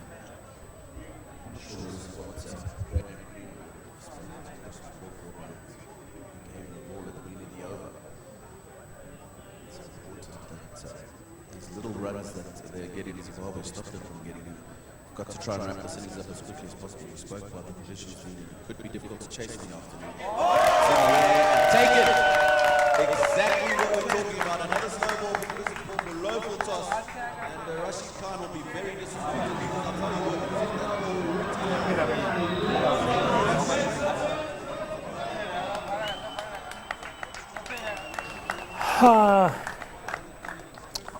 با سلام دوباره از سوی من به شما دوستان و هموطنان گرامی. بازی چهارم تیم ملی کرکت افغانستان و زیمبابوه، با وجود اینکه ما تاس را بردیم و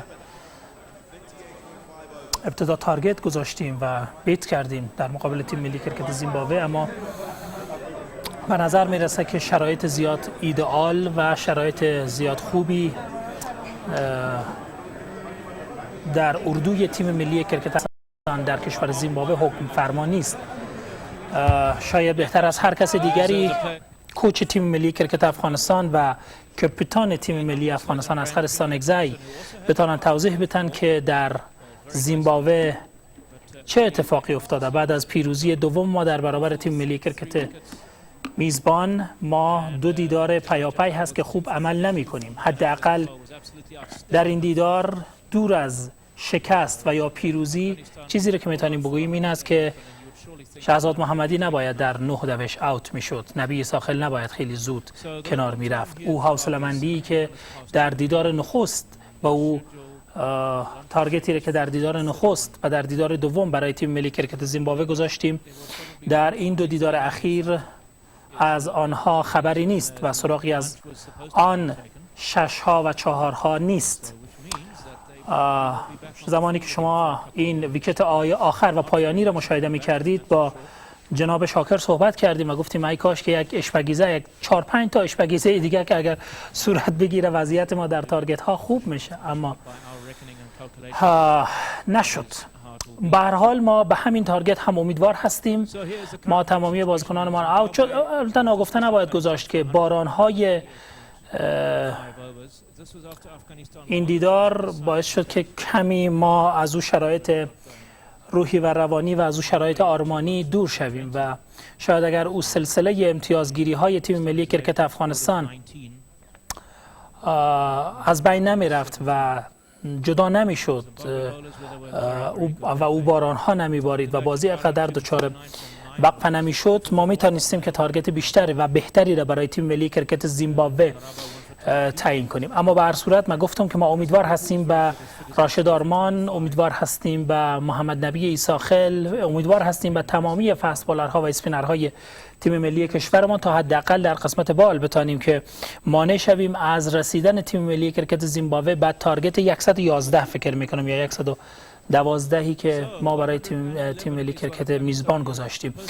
خیلی کوتاه، ساعت 4:50 و 8 9 و حالا 10 ثانیه است.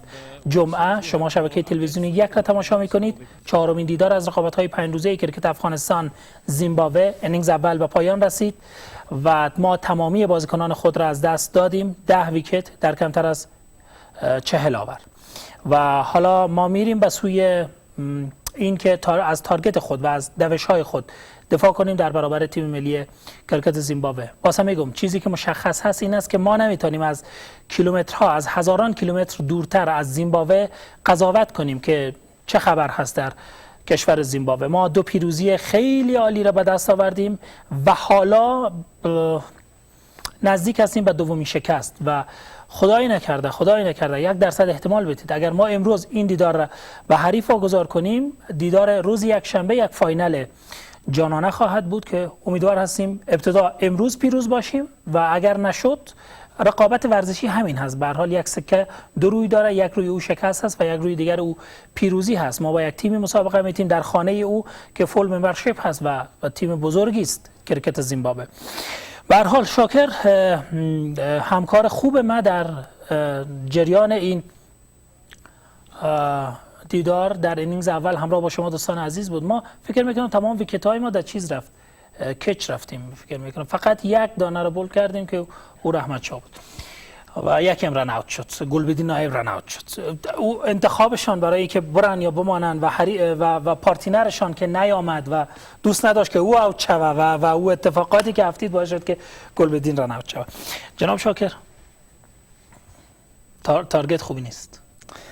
واقعا لشگری صاحب هدف ډیر لیز ده، 112 منډې هدف په یو ورځنیو لوبو کې، خو دومره باید وایم چې په لومړي اینینګز یا پاڼۍ کې د زیمبابوې د حرارې په دغه سپورټس کلب کې یعنی ډیر ځلې داسې سوي دي چې په لومړۍ پاڼۍ کې ډېرې کمې منډې ترسره سوي دي او د هغې د انګلستان په وړاندې انګلستان 118 منډې هدف ورکړی و زیمبابوې ته په 1919 زیږدیز کال کې د نومبر په میاشت کې 118 هدف یې ورکړی و، خو د زیمبابوې لوبډلې هغه 118 هدف رانه کړو او هغه لوبه انګلستان وګټله. نو نن هم تمه مو دا ده، امید مو دا ده چې د افغانستان توپ اچوونکي موږ به دا نه وایو چې باران وسي یا نه وسي، خو د افغانستان لوبغاړي باید هغه کم د موږ د بالینګ سټرینث د موږ افغانستان ډېرې لوبې د توپ اچونې له رویه ګټلې دي. د موږ بالینګ سټرینث د هغه ډېر قوي دی، موږ بالینګ لاین. نو موږ کولی سو چې دغه 112 هدف که لوبه ونه ګټو دومره باید وکړو چې هغه خپل دفاع کې د دفاع لپاره خپلې هڅې وکړو، ښه توپ اچونه باید وکړو، ښه بالینګ وکړو. که لوبه د دوی په بریا پای ته رسېږي مبارک دي سي، او که زموږ په بریا تمامیږي هم زموږ د مبارک سي، خو یوازې خبره ښه لوبه کول دي. خو د افغانستان توپ اچوونکي چې ښه توپ اچونه وکړي دا به ښه خبره وي. بسیار خوب دوستان عزیز، یک وقفه نسبتا کوتاه را ما مشاهده میکنیم، بعد از برمیگردیم. فقط یک موضوع قبل از وقفه، ما یک تغییر داشتیم امروز در تیم ملی کرکت افغانستان. احسان الله وارد ترکیب ما شد و در 0 دوش اوت شد. بعد از وقفه راجع به این موضوع هم با جناب شاکر صحبت خواهیم کرد.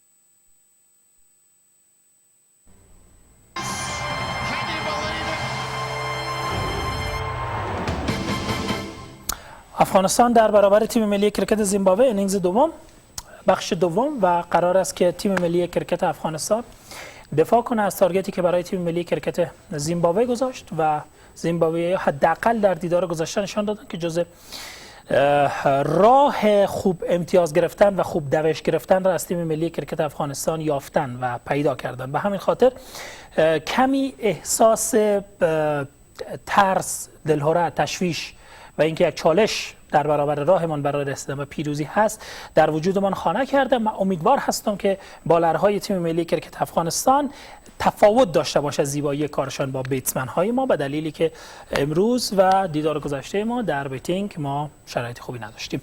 جناب شاکر، فکر میکنید که بالینگ اتک را به چه شکل باید شروع کنیم تا مانع شویم از امتیازگیری و دوشگیری تیم ملی زیمبابوه و بهتر از حوال این گونه مطرح کنیم که با کیها شروع کنیم؟ لشگری صاحب په لومړي سر کې په پاور پلی کې که د افغانستان توپ اچوونکي درې وکټې یا دوه وکټې ترلاسه کړي نو دا به د افغانستان لپاره یو مثبته نقطه وي. که څه هم که چېرته په پاور پلی کې افغانستان وکټې ترلاسه نه کړي نو دا به ستونزمن وي. په لومړي 10 اورونو کې په لومړي پاور پلی کې باید د افغانستان 2 یا 3 وکټې ترلاسه کړي. نو هغه چې څنګه ترلاسه کړي هغه د بالرانو کمال دی چې دوی د خپل کمال څنګه ښکاره کوي. خو مهم دي 2 وکټې د 10 اورونو په جریان کې باید د افغانستان ترلاسه کړي تر 10 اووره پورې. نو د افغانستان لپاره مهمې وکټې لومړی 2 وکټې دي او په لومړي سر کې که د سلمان میر لکه څرنګه چې برید کوونکی توپ وهونکی ده که د هغه وکټه ترلاسه کړي او نو دا به ډېره مهمه په لومړي سر کې ځکه هغه برید کوونکی توپ وهونکی ده هغه اټیکینګ بیټینګ کوي نو هغه ستونزې راپورته کوي چې په سرکل کې دوی ډېرې منډې ترسره کوي وروسته بیټسمینان بیا په اساني سره کولی شي چې هدف ته ځان ورسوي. باران بارید، گراوند وضعیتش با صبح تغییر زیادی کرده و فکر میکنید که برای ما فیلدینگ را کمی دشوار کرده، درست است؟ که چیرته فیلډینګ نه کېږي نو لوبډلمشر او لوبغاړي دغه خبره له لوبڅارانو یا د میچ ریفري سره شریکوي نو که وګورو نو موږ په هغه وخت کې کتل چې د آوټ فیلډ د اوبو د وچولو لپاره هلې ځلې روانې وي نو زما په اند چې ډېره ستونزه به دومره نه وي نو د فیلډینګ کولو امکان به وي. فکر میکنید که ما قبل از اینکه با آور دهم برسیم چند بازیکن تیم ملی کرکت زیمبابوه را موفق به اوت کردن شویم تا امیدوار باشیم برای اینکه به سومین پیروزی در این سریز دست پیدا کنیم؟ یک بار ما و شما پیش بینی کردیم، پیش بینی ما پیش بینی خوشیامنی بود، به فال نیک میگیریم و پیش بینی را گفتیم اگر تا آور دهم 2 بازیکن اوت شود خوب است، 3 بازیکن اوت شد. حالا فکر میکنید با این تارگت کمی که ما ماندیم چند بازیکن واقعا باید اوت شود؟ لس اوره کې دوی 10 یا 40 منډې کوي په دغه ترڅ کې 3 وکټې یا 4 مهمې دي. که چیرې په 10 اووره کې دوی تیزه توپوهنه کوي 40 یا 10 منډې کوي نو هلته 3 وکټې خو که 2 وکټې هم په 10 اورونو کې افغانستان ترلاسه کړي نو دغه لوبه به جالبه شي. بله 6 دوش از تارگت تیم ملی کرکت افغانستان کم شد. فکر میکنم دقیق نیست صحبت هایی که شد در بالا، من شنیدم یک لحظه که به دلیلی که میزان آور شاید دست خورده باشه 6 تارگت 6 دوش کم میشه، از 111 به 105 میرسه، کار کمی سخت‌تر میشه.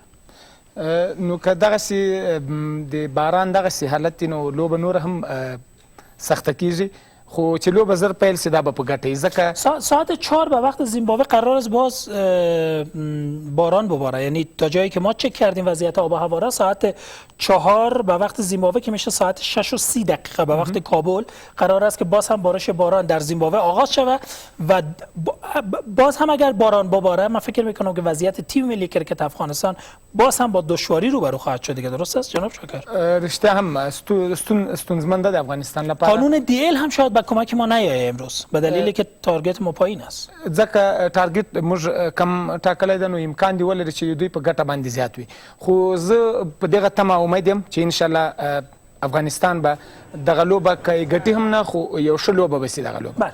تصویری که از کشور زیمبابوه برای ما ارسال شده هوا نیمه ابری نیمه آفتابی است و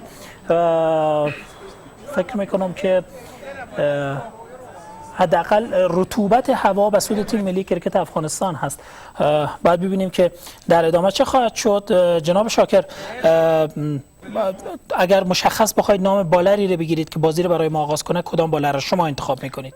با شناختی که از تمامی بالرهای تیم ملی کرکت افغانستان شما دارید، به خوبی میشناسید. از ما پاند باندې چې فرید ملک لومړی توپ اچونکی فاست بالر د لیفت ارم بالر ده او امکان لري چې هغه لومړی لوبه پیل کړي. نو فرید ملک د دولت زدران په ځای باندې راغلی ده، نو فاست بالر ده. نو فرید ملک کې دا وړتیا شته، ښه بالینګ کولی شي. له یو اړخه به زما پاند باندې چې کریم جنت راولي او له بل اړخه څخه فرید ملک یو لیفت ارم ده او بل هم رایت ارم ده. هوای خوب میبینید، ابر کمی ابر از نیمه ابری آسمان 10 ثانیه بعد ببینید کل آسمان رو ابر سیاه گرفته، 4 ثانیه بعد باز ببینید که نیمه ابری شد، 5 ثانیه باز ببینید که باران میباره، 2 ثانیه بعد ببینید که آفتاب میشه. من نمیدونم وضعیت آب و هوای زیمبابوه واقعا چگونه است و به چه شکل است، اما به هر حال فرید ملک فکر میکنم قانون هم شیوه بردی رو که ما در دو دیدار اول داشتیم، یک فست بالر و یک اسپینر را حفظ کنیم در این شرایط. خودنن پلوبه لفت رایت و رایت دنن پلوبه کې حمزه هوتک نسته ځکه هغه لیفت ارم سپینر ده. نو کدی د اصغر غواړي چې له یو خوا څخه رایټ ارم راولي او له بل خوا لیفت ارم، نو هغه فرید ملک له یو اړخه راوستی سي او له بل اړخه که رو توپ اچونکی راولي نو امکان دی ولري چې محمد نبی راولي.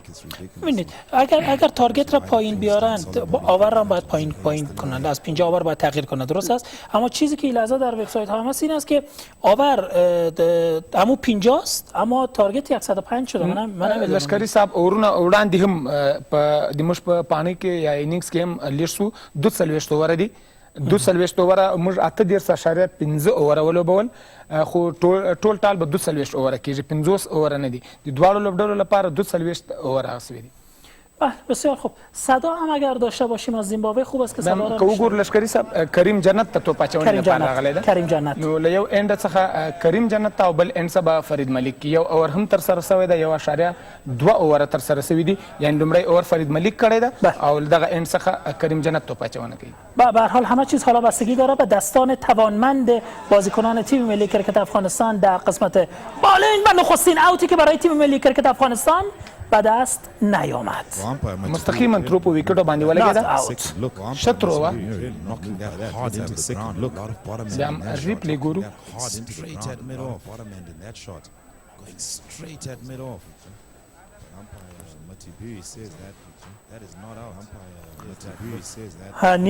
نیمی از این تصویر آهسته است که شما در حال تماشا کردن هستید. نبی عیسی خیل نشانه دقیق و ضربه‌ای که بال و ویکت میخوره. من نمیدونم چرا باید استودیو بیایم، تصویر میدان را ببینیم دیگه. من فکر میکنم تصویر میدان را باید ببینیم هر چه زودتر. بله این شما، این جناب شاکر و با آرزوی موفقیت برای تیم ملی کرکت افغانستان در 4مین دیدار. هنوز هیچ چیزی را ما از دست ندادیم و آماده هستیم برای پیروزی. وایت بفرمایید. هم وایت بال او یو بلمنډ هم اضافه سول دی. زیمبابوه د لوبډلې ټول ټال منډي 3 منډي 1.3 اووره پای ته رسېدلې دي. له یو اند څخه فرید ملک توپ اچونه وکړله، لومړی اوور یې ترسره کړ او د دویم اند څخه چې دا هغه هم کریم جنت توپ اچونه کوي. کریم جنت آل راونډر ده.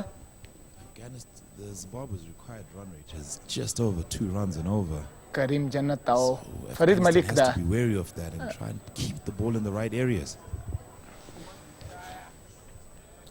بیا هم قدرمنو لیدونکو تاسو ګورئ چې د افغانستان او زیمبابوې تر مابین دغه څلورمه لوبه جریان لري. تر دا مهاله پورې د زیمبابوې لوبډلې د افغانستان د 112 منډو د هدف په وړاندې باندې 4 منډې جوړې کړې دي او 1.3 اووره پای ته رسېدلې دي. پیټر مور او سلمان میر چې د هغه پرانیتګر توپ وهونکي دي، د دوی اوپنرز چې دي د زیمبابوې. یو اړخ ته که وګورو سلمان میر ډېر اټیکینګ بیټینګ کوي، نو د هغوی وکټه اخیستل ډیر مهم دي ترڅو د دوی بیټسمنان دې ته پرې نږدي چې په ډاډه زړه باندې توپ وهنه وکړي. هم د پوینټ په لوري او توپ هم د تھرډ مین ډګر ساتونکی فرید ملک و چې راغی او ډګر ساتنه یې وکړه. 2 منډې په دغه جریان کې جوړې شولې. له 2 منډو سره د زیمبابوې ټول ټال منډې 6 منډې دي کومې وکټ یې د لاسه نه درکړې. د افغانستان دپاره په لومړي اورونو کې ډېره مهمه ده چې 2 یا 3 وکټ یې ترلاسه کړي تر څو دغه لوبه جالبه شي، ځکه افغانستان دومره غټ هدف نه ده ورته ټاکلی تر څو دوی یو 2 منډو ته پرېږدي او په اساني سره دغه لوبه ترسره کړي. بیا هم په زړه پورې توپ اچونه ده کریم جنت له لوري څخه.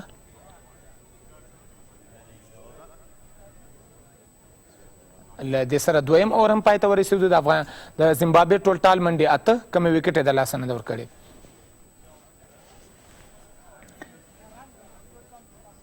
د باران د ورښت له وجې لوبه وځنډېدله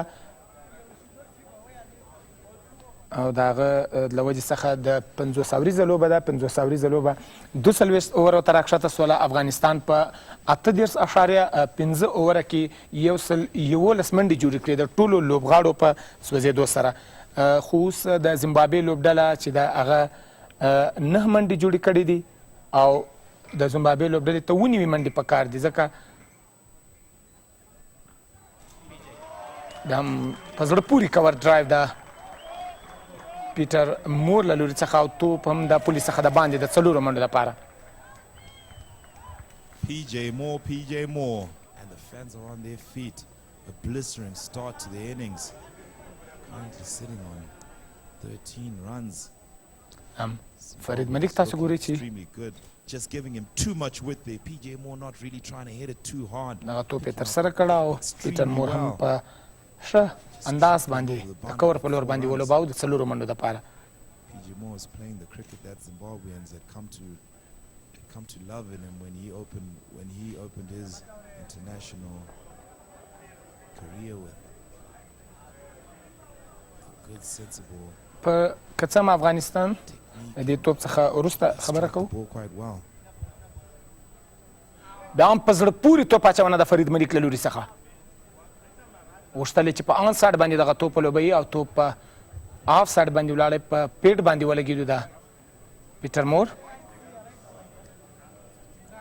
لومړی افغانستان 111 منډې جوړې کړې، خو د 2یم ځل لپاره چې بیا میچ ریفري او د ډیل میتډ مطابق چې کومه پریکړه شوې ده افغانستان هدف 6 منډې نور راکم شوی دی. 115 منډې هدف ته په 42 اووره کې او د افغانستان او زیمبابوې ته اوس 2 منډې په کار دي. 10 وکټې په لاس کې لري. 9.5 اووره لا پاته دي. پیټر مور او سلمان میر هم په زړه پورې توپ اچونه هاف سټم باندې بال پیچ کوي ورته. Give him width and he'll pounce on it. فرید ملیک Just to have a sense of feeling that he's not really moving his leg across enough. Just stepping on off stump or just in between off and middle and then just throwing his hands at it. So the control really it ends up relying more on hand-eye coordination than really covering the line with your front leg and covering that line and then penetrating the gap. I'd like to see him step more across the wicket than straight to just he's shown the first shot that he hit for 4 and the previous shot he just played. جالبه او په زړه پورې سي. فلیک یې کړ دغه توپ د 1 منډې دپاره او د 2 منډې دپاره هم بیټسمینان هڅه کوي خو 2 منډه ترسره نه شوه.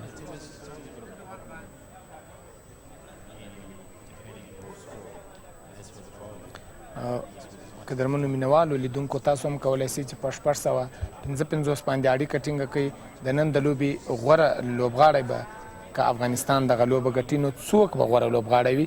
راشد خان، شهزاد محمدي او ګلبدین نایب. همدغسې په 655 باندې خپلې رای ورکولی شئ، خپل نومونه ثبت کولی شئ تر څو د هغه لباس یا هغه جایزې ګټونکي شئ چې په نظر کې نیول شوې ده د دغه لوبو څخه وروسته. Like that. The results of pressure, Vosi.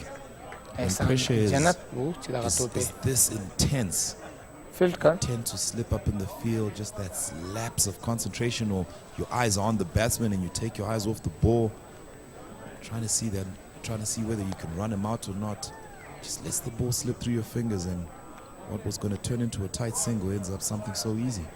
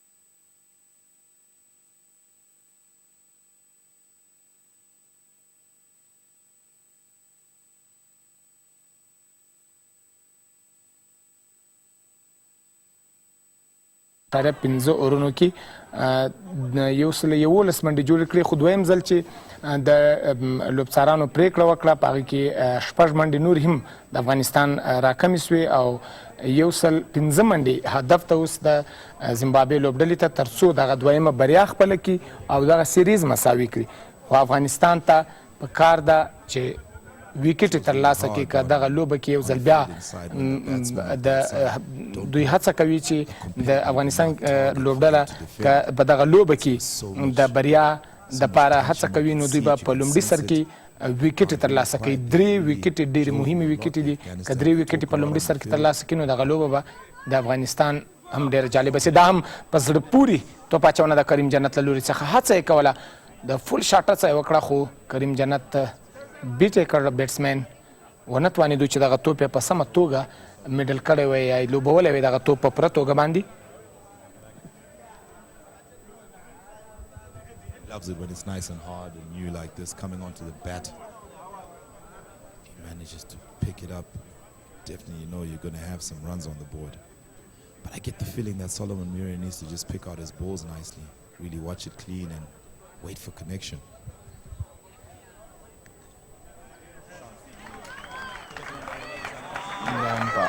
ساډ باندې دغه توپ ولوباوه، یو منډه یې جوړه کړه د دویمې منډې لپاره او توپ د پولې څخه د باندې د څلورو منډو لپاره. If he plays in that manner, then Zimbabwe are definitely going to be comfortable. Wait for the ball to come on, push it through the gaps, get the twos, get بله the څلوري fours. ځای هم ترلاسه کړه. Easy way to score, and the scoreboard is ticking and it's more safer because Zimbabwe are looking to win with as many wickets as possible, and that'll do them the world of good in terms of their confidence.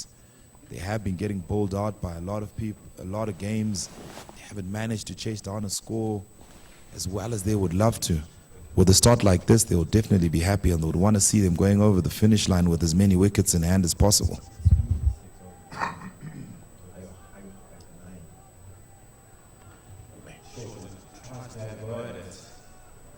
He's taking no prisoners. And with over, 21 knots. بطری های با کیفیت سوپر شینواری با بهترین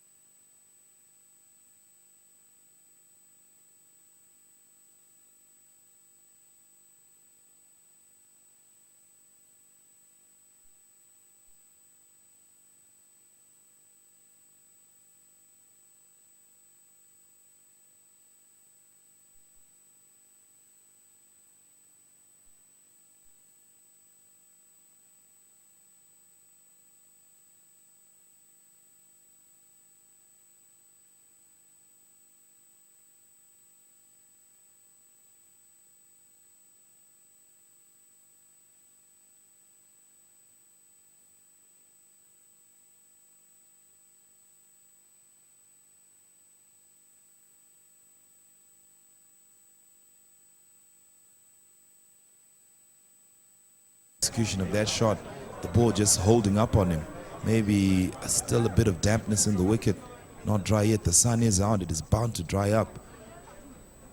And Farid Ahmad just really lucky there. Short with so much width. PJ Moore just not managing to maximize on that shot.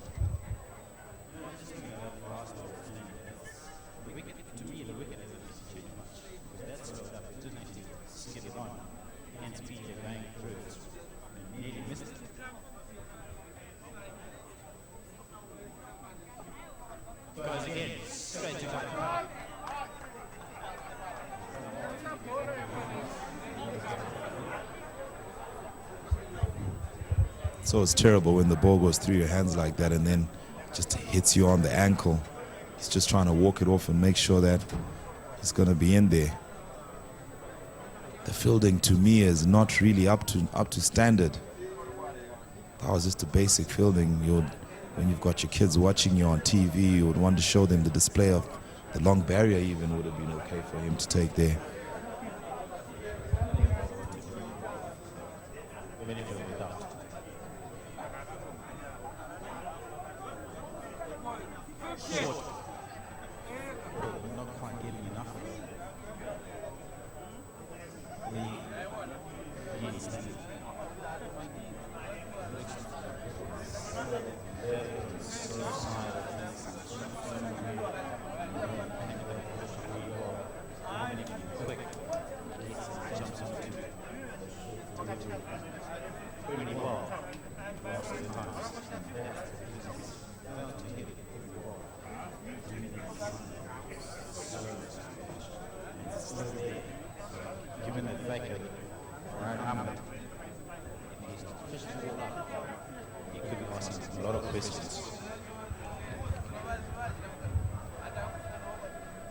Exactly that, but that is slightly wide.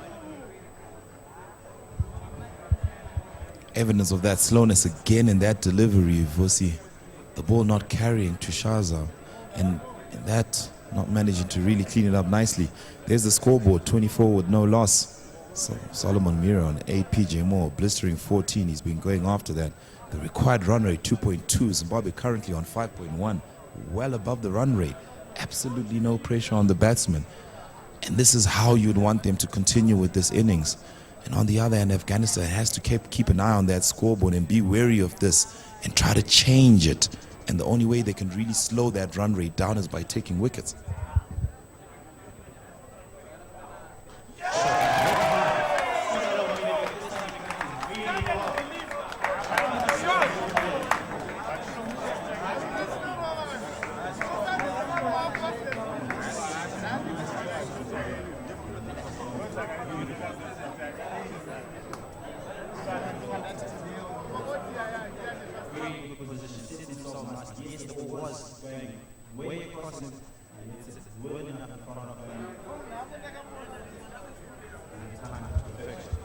The secret being just waiting on the ball and watching it until connection, picking out the spot that you want to deliver that shot into and executing it.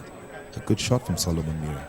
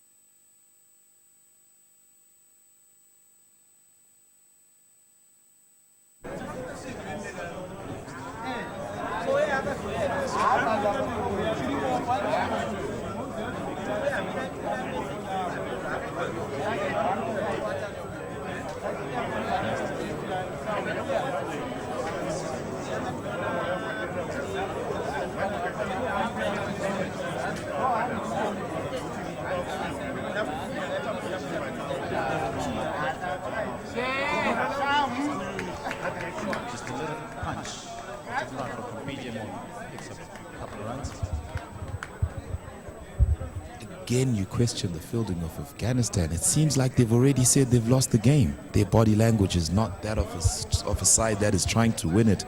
The one thing I applauded about Zimbabwe on the game on Tuesday when they were defending 129 was that they came in with a positive mind state.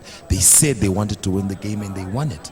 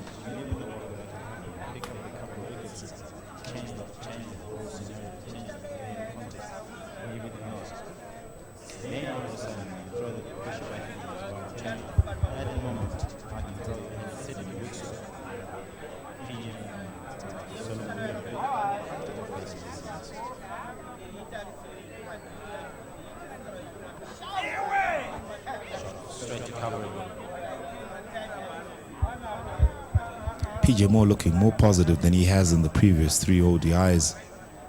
Must have had a chat with the batting coach Lance Klusner, who told him try and play more of your natural game and don't close yourself up or and not allow yourself to try and score as freely as you usually are used to. It will be a positive to see him in this mind state and definitely boost the morale of the other players.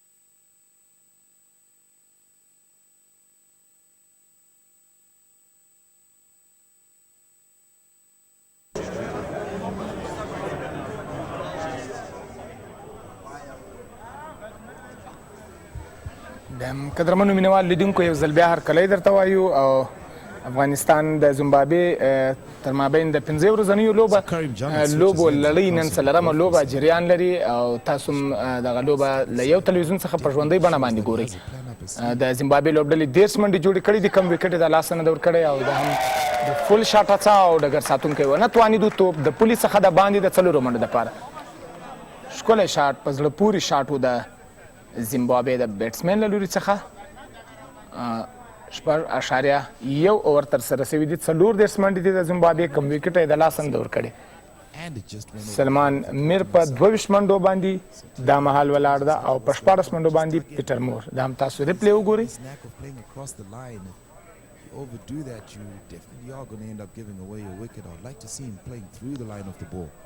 سلمان میر او پیټر مور ډېره برید کوونکې توپوهنه پیل کړې ده.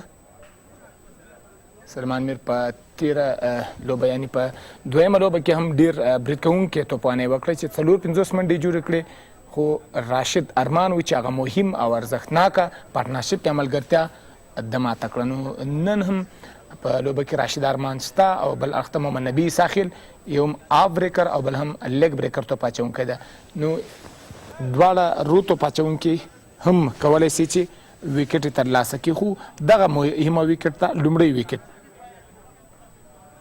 بیا هم د پوینټ په لوري دغه توپ ولوباو میس فیلډینګ او ګورو چې توپ د پولي څخه پولي ته تر رسېدو وړاندې توپ روسو ونه رسېدو پولي ته دې ترڅ کې دوه نورې منډې هم ترلاسه کړې That ball pierced the gap. You wouldn't think that it was supposed to go past extra cover. We had backed up point. زیمبابوې Afghanistan needs to recheck ډېره themselves ښه توپ and اچونه really وکړه bring themselves back into this game. که وګورو د Yes, they may have a low پیچ score. ته وګورو نو Yes, the پیچ هم batsman may be a هغسې bit set. But بانسي try by یا all means not to let them جوړ کړی ده د ځان لپاره د افغانستان د بیټسمینانو ته په کتو سره د افغانستان د بیټینګ لاین ته په کتو سره هماغسې پیچ یې دا ځل جوړ کړی ده او دا هم بیټسو بیټسمین شهزاد محمدي اپیل وکړ خو لوبڅار کومه دلچسپي ونه ښودله کریم جنت ګورو چې په دغه لومړي پارټنرشپ یا ملګرتیا په ماتولو کې بریالی کیږي او که څنګه ځکه چې کریم جنت هم ځوان لوبغاړی ده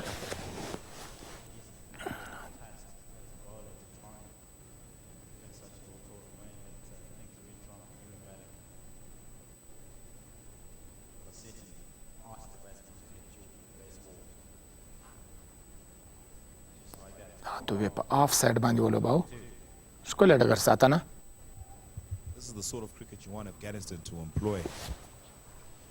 Still asking the question, why سلمان the میر two paces? 19 منډې 8 for پیټر 0, مور 19 منډې 6.5 overs. 28 منډې نورې په کار دي تر څو If you take دویمه بریا If you look back to زیمبابوې the لوبډله Afghanistan ترلاسه innings کړي at this او دغه time, سیریز they were په probably دوه لوبو about باندې 7 مساوي runs کړي on board with a wicket or 2 wickets down. It's the way the Zimbabwean bowlers were attacking the Afghanistan batsmen. That's a perfect line and length. This is exactly what you want. له دې سره اووره پای ته ورسېدل د زیمبابوې ټولټال منډې 8 کمې وکټ یې د لاسه نه ده ورکړې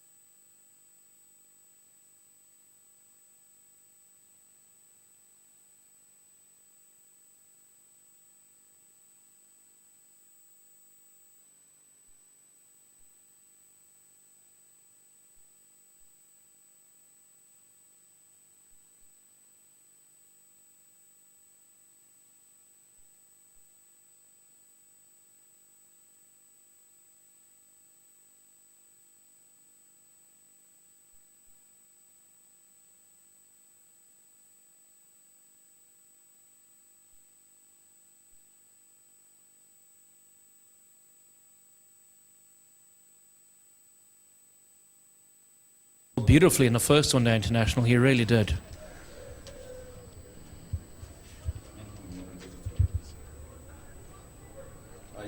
I have to say, I'm a little surprised as to why Afghanistan haven't opened with a spinner, or at least switched to their spinners now. Yes, it is true that certainly there's been a lot of rain, so conditions may probably be best suited for seam bowling, but it's no secret that Zimbabwe have had their demons against spin for a very long time now. You're right, Dean. Go back to the last couple of overs at the end of the Afghanistan innings and look at how the ball was moving around the seams. Solomon Miri comes to mind. I think Afghanistan took that into consideration and decided that for today, they were going to use the seam as try and get an early breakthrough, as the Zimbabweans did in the morning session. But so far, the Zimbabwean batsmen have countered the onslaught from the Afghanistan seam bowlers. 38 for naught they've moved on to. Halfway through the 7th over.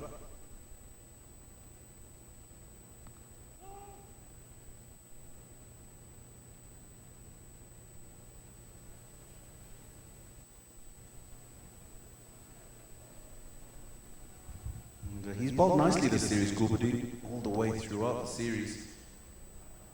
Took 4 crucial wickets in the third one-day international to rip the heart out of the Zimbabwean top order. But unfortunately, it wasn't quite good enough. Full, beautifully struck by PJ Moore. Loves the whip outside the off stump, loves to free his hands. Any opportunities that he gets, PJ Moore, he will capitalize just like that. It looked like it was a slightly slow ball, but he waited for that really well. So here's a replay of the shot. It's beautiful. He waited for it, and the key, what he's been doing throughout the innings so far, is he hasn't actually tried to hit it very hard. It's all about timing and placement, adjusting to the pace or the lack of the pace, and then getting it away through the offside.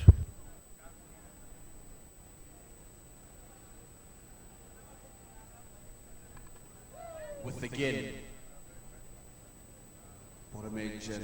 آب مدنی عصر جدید دلنشین تصفیه شده با ماشین‌های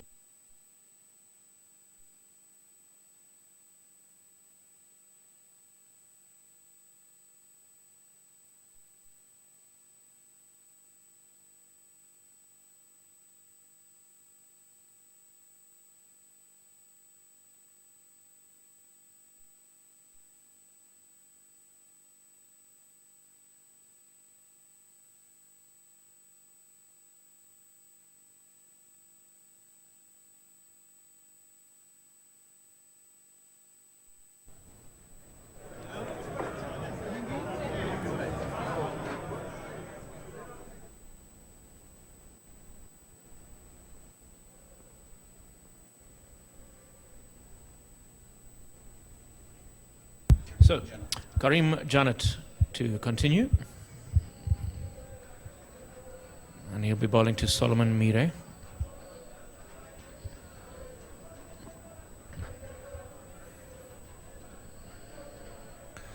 So, yeah, this is the first look we've had at Karim Janet. Now, you remember that he batted at number 6 for Afghanistan. Unfortunately for him, didn't score too many runs, but so skiddy sort of a bowler, isn't he? He could surprise you with perhaps maybe even a little bit of extra pace, but you'll have to watch him.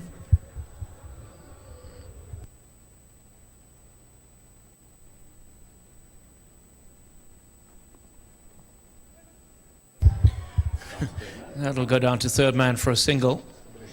Just a little bit of movement away from the right-hander. And that is sometimes all you need to get the edge, and on this occasion it was the outside edge, but how many times haven't we seen that being edged or feathered through to the keeper? Yeah, that's well bowled. Talked about him just being a little bit skiddy, gets onto the batsman a little bit quicker than you would expect him to. And that outside edge has prompted a change in the field. The man has gone into gully, and that's Rashid Khan. More into the fourth slip position, really, as opposed to a gully. Cut away beautifully by PJ Moore. Now it's not going to make it to the boundary. Very, very good running by Solomon Mire and PJ Moore. Come back for 3. And the total moving on to 46 now for no loss. Once again, we spoke about PJ Moore and how he loves to hit through the offside.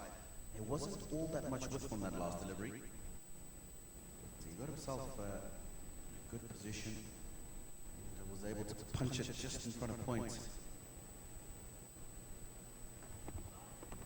Now he's pitched that up to Solomon Mire, a bit of a way shape, and Mire looking to go over the top, I think, with that delivery, just playing it slightly earlier than he would have liked.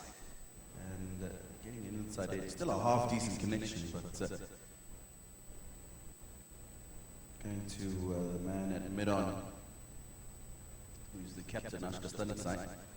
But you can see clear intent there from Solomon Mir. If that ball's pitched up, he's not scared to try and go over the top.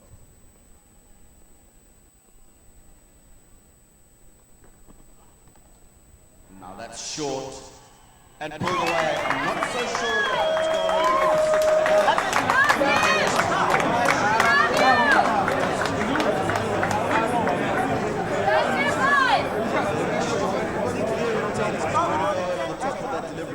That is what has prompted the bowler to drop the ball a little bit shorter.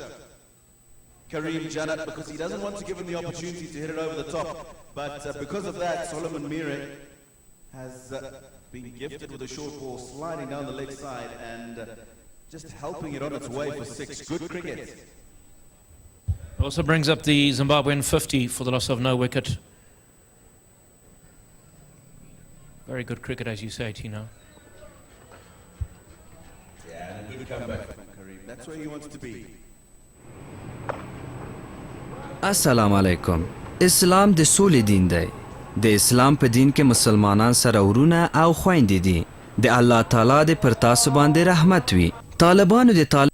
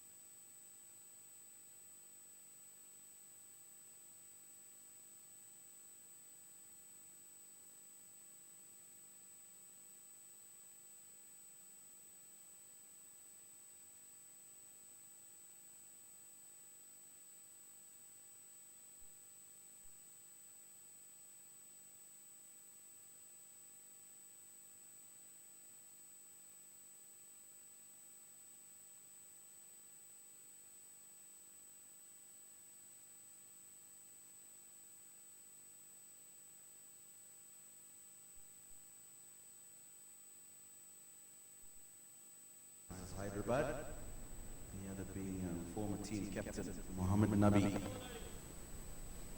who's at a slip now. Goes for the sweep, doesn't connect. Safe shot, well outside the off stump. If he misses that and it strikes him on the pad, he has nothing to worry about. Well outside the off stump. Solomon Mire. But this is what the Zimbabweans did to Rashid in that third one-day international. Tarisaim Sakanda and Malcolm Wallen, that 80 partnership that somewhat repaired the Zimbabwean innings. They played the sweep shot, they played the slog sweep to him a lot. And he's not somebody who's used to being attacked, especially playing the cross-bat shots. Very, very annoying for a spin bowler. And they did that to good effect. As you can see, it's definitely a plan that the Zimbabweans have spoken about on the change room. 10 overs gone, 53 for no loss.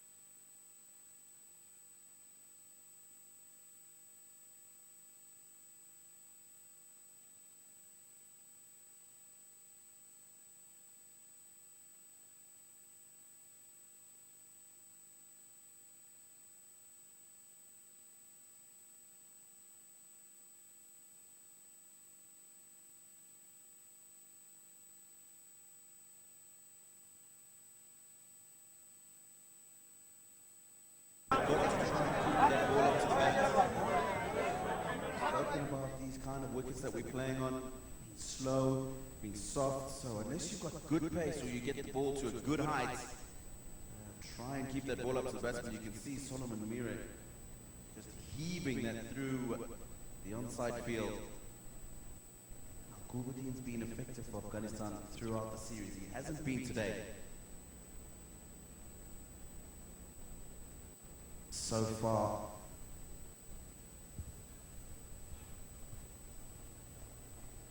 short, that'll be called wide.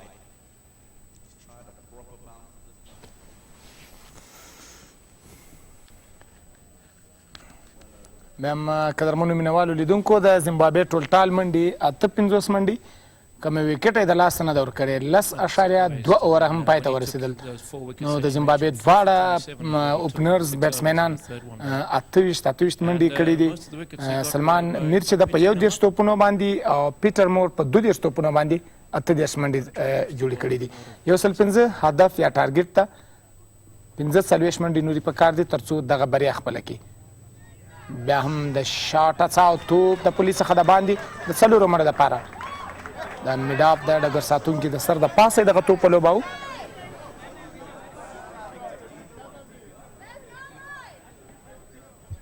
They're in a hurry now, Solomon Mire in particular, playing to his strengths. Absolutely, effort short. You wouldn't expect it to be clattered over mid-off like that. So he's just given it a good old-fashioned slap. زیمبابوې Like دواړه a tennis player. You think بیټسمنان someone like Roger برید کوونکي Federer or توپونه یې پیل کړي تر دا Nadal مهاله been part of that shot? سلمان میر 22 منډي Well, it certainly was very effective.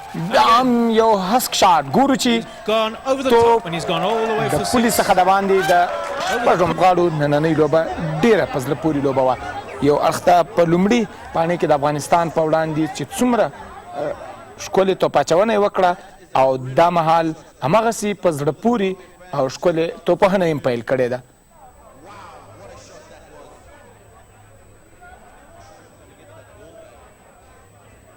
نه شپېته منډې دي کومه وکټ یې د لاسه نه درکړې دا هم د زیمبابوې هغه مینوال تاسو ګورئ چې خپل ملي اتلان تشویقوي د خپل ملي لوبغاړو د تشویق په مخه باندې لوبغالي ته راغلي دي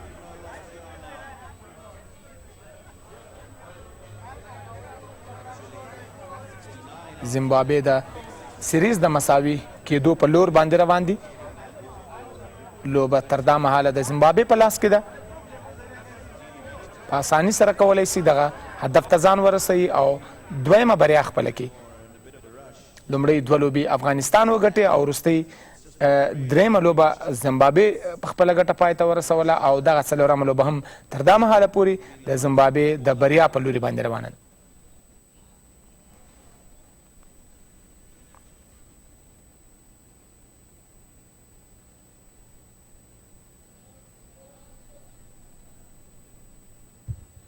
So then, after that over of explosive hitting, a ball has been replaced, and Karim Janat at the top of his. Well, he's in now. پرلپسې د That's been heaved شاټونو away هڅه down to کوي long چې په on. هر بال باندې د غټ شاټ هڅه کوي Takes the Zimbabwe سلمان total میر on to 70, so another 35 runs to secure a win and to Salman level the Mir series, pa- more importantly from a Zimbabwean perspective. 22 توپونو باندې 38 منډې جوړې کړې دي So one more ball to go of the 11th over. It's been an expensive one.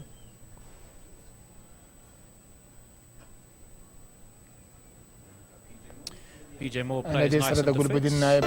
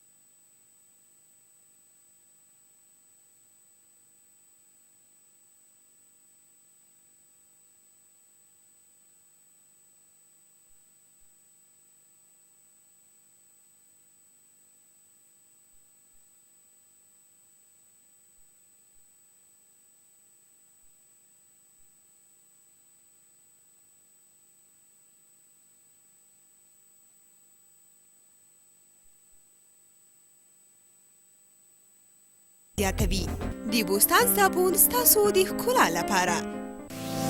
هموطنان عزیز، رایل مدیکل کمپلکس برای اولین بار توانست که با داشتن متخصصین ورزیده و مشهور از کشور اوکراین تمام خدمات طبی را در بخش داخله قلبی، عملیات‌های جراحی قلبی، انجیوگرافی و انجیوپلاستی را به هموطنان خود عرضه نماید. ثبت نام مریضان جریان دارد.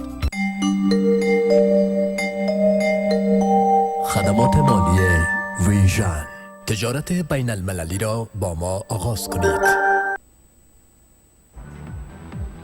طاقت و حمایت کرباو، کرباو اکسترا و کرباو جنسینگ در تمام موفقیت‌ها در کنار ما بوده است.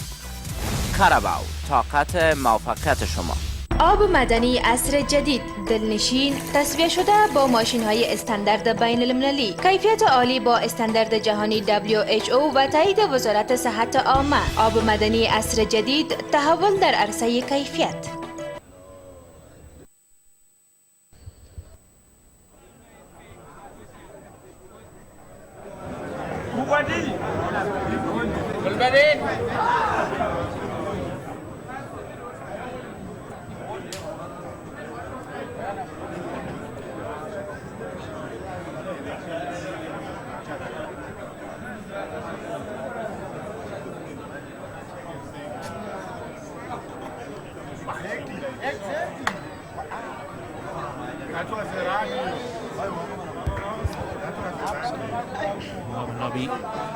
So we have a good little practice session for him. Bowling to a rampant batsman such as Solomon Mira, he will get quite a bit of that in the IPL. It's short. And tell you what, that is exactly what we're talking about. I think it just possibly may have stuck in a wicket a little bit, and it's often the case. That can lead to a dismissal as well. But a turn as well.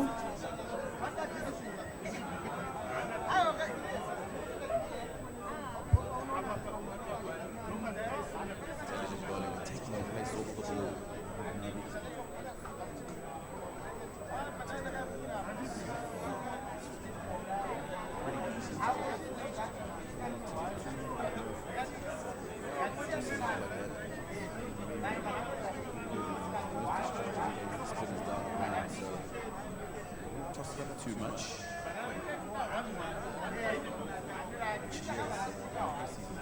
He doesn't do that. Creating an opportunity to get a wicket, is he?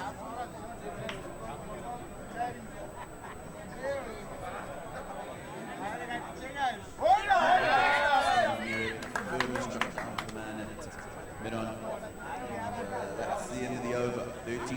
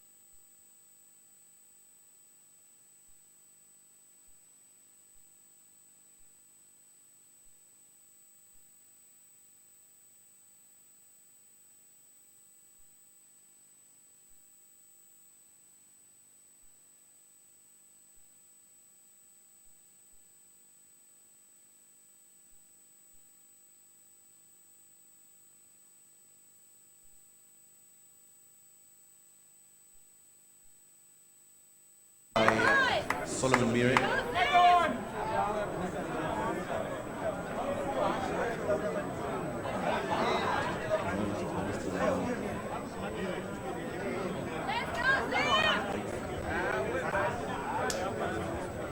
Doing this at a cancer. 5.7 runs to the over they're going at. Last 5 overs. 22 runs. That is beautifully bowled. First time we've seen the ball that genuine leg spinner today.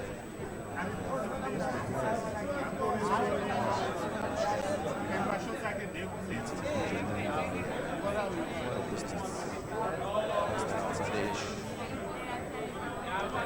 good cricket from Zimbabwe. Dropped into the offside field.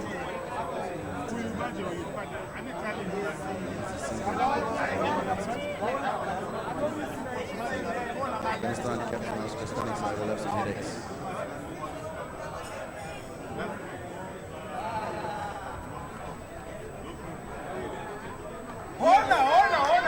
Another slot sweep from Solomon Mire.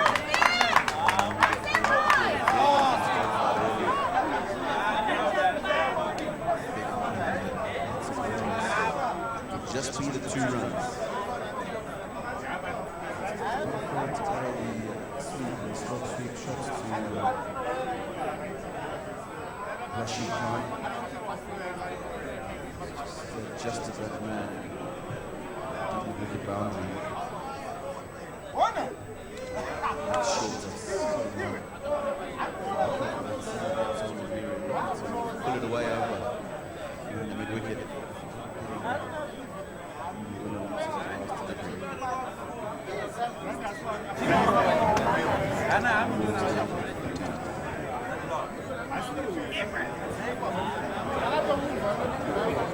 And a good one at that. Dot ball.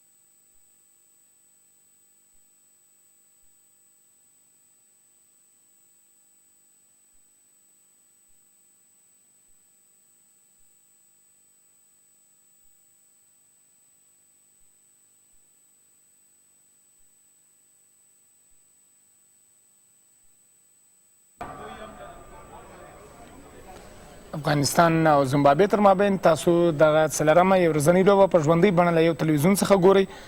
د زیمبابوې لوبډلې 78 منډې کمې وکټې د لاسه نه ده ورکړې او 15 اوور جریان لري. د زیمبابوې لوبډلې ته 27 منډې پکار دي تر څو دغه دویمه بریا هم ترلاسه کړي. سلمان میر په 40 منډو باندې ولاړ ده او پیټر مور په 29 منډو باندې ولاړ ده.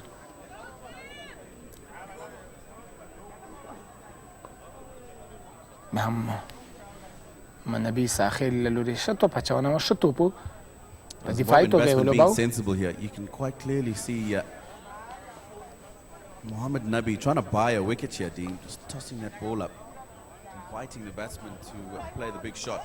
د هم د قدمونه یې راوړاندې کړل او توپ لوړ د ګورو چې په لانګان پوزیشن باندې یو ښکلی کیچ یې ترسره کړ. له دې سره سمیع الله شینواری و چې دغه کیچ یې ترسره کړ. افغانستان لومړی وکټ ترلاسه کړه ده. سلمان میر و چې 40 منډې په 50 توپونو جوړې کړې. محمد نبي ساحل لومړی وکټ ترلاسه کړه. It was either 6 or sticks on this occasion. It was sticks, very, very well bowled and brave to do so. So Zimbabwe's first wicket fall, 79 for 1.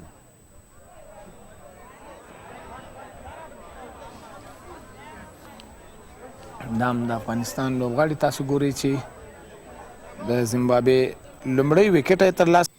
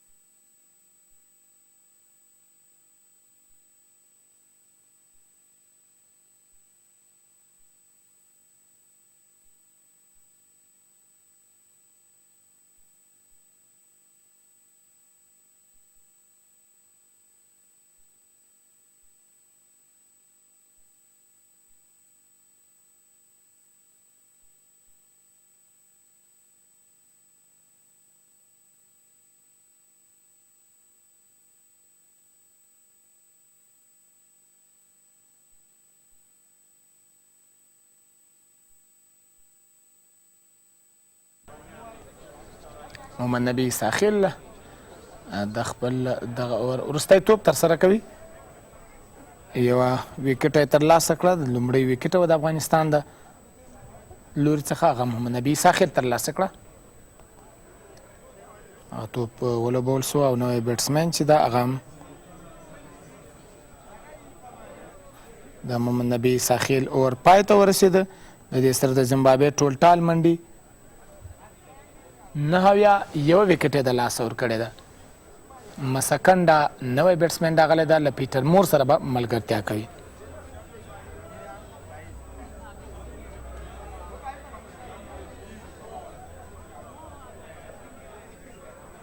شپږ ویشت منډې پکار دي د زیمبابوې لوبډلې ته تر څو دغه لوبه په خپله بریا پای ته ورسېږي. خو د افغانستان له لوري څخه لومړی ویکټ محمد نبي ترلاسه کړه. راشد ارمان د توپ اچونې دپاره راغلی ده.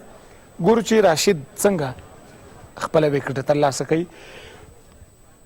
So Rashid Khan had a good tussle with Tarim Sakanda in the third. Rashid Arman and straight away off the mark. توپ یې ولوباوه د یوې منډې دپاره او دویمې منډې دپاره هم په چټکۍ سره ښایسته رننګ د ویکټ د دواړو بیټسمینانو له لوري څخه. Third one-day international.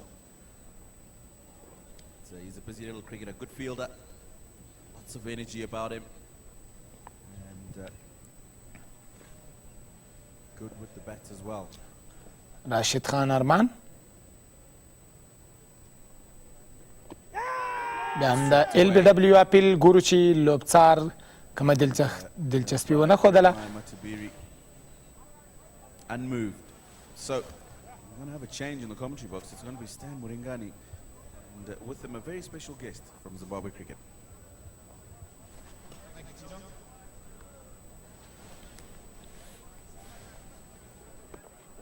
بیا هم دغه توپ یې ولوباوه په آن سایډ باندې، یوه منډه یې ترلاسه کړه. د دویمې منډې دپاره هم هڅه کوي او ډېر په چټکۍ سره یې دویمه منډه هم ترلاسه کړه.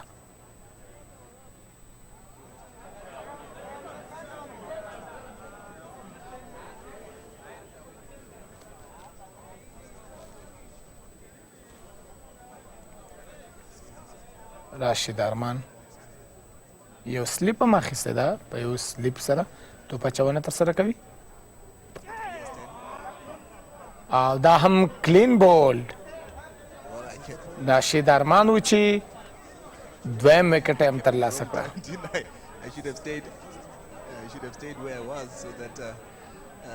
د دې سره مسکنډا Unfortunately, we've lost one more wicket. واقعا هم چې ګوګلي توپ د راشد ارمان په دغه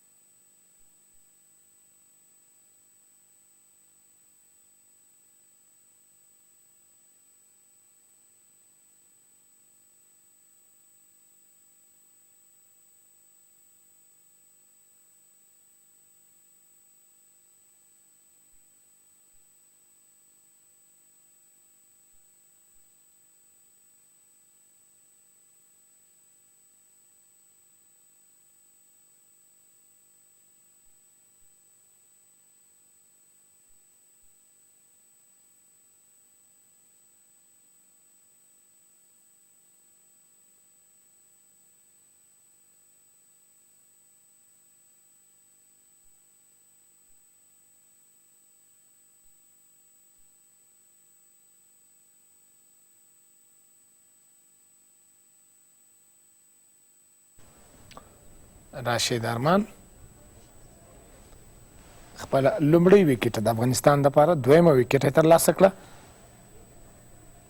مسکنډا چې کلین بولډ یې کړ په ګوګلي بال باندې. So what has been happening before is that you know you will له دې سره د راشد ارمان اور پای ته ورسېدو 14 اووره پای ته ورسېدل د زمبابوې ټولټال منډي 4 اتیا 2 وکټې د لاس ورکړي fantastic cricket and then if you have a میامي د میامي د لوښو مینځلو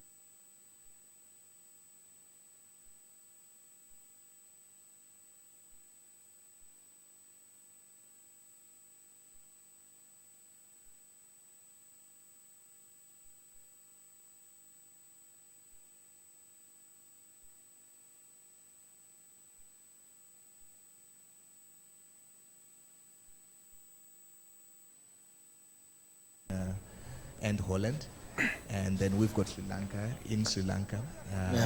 محمد نبی ساخل Are like you know in their home ground, so that's. ته په دام د زمبابوې مینوال تاسو ګورئ چې ډانس کوي د خپلې لوبډلې دپاره خوشحالي کوي We're chatting to India, to India A and Pakistani A and South Africa A, you know, to make sure that the guys are playing cricket all over the year. محمد نبی ساخل د ایروین په وړاندې هم بریک سو توپ د محمد نبی ساخل دغه توپ د آف سټمپ څخه د باندې و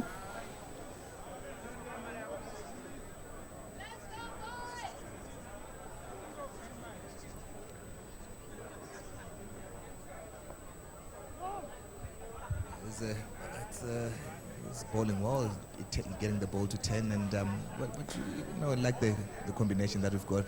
څلور اتیا منډې دي 21 منډې په کار دي تر څو دغه لوبه د زمبابوې په ګټه پای ته ورسېږي او افغانستان ته 8 وکټې په کار دي تر څو دغه لوبه وګټي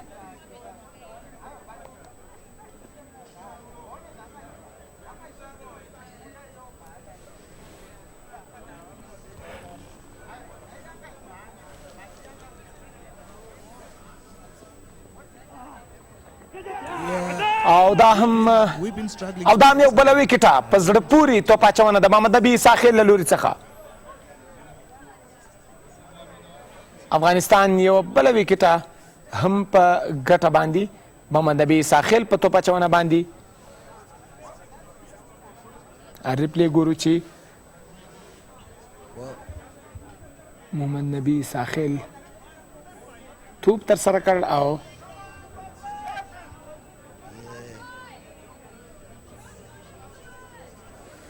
او د کیچ اپیل یې وکړ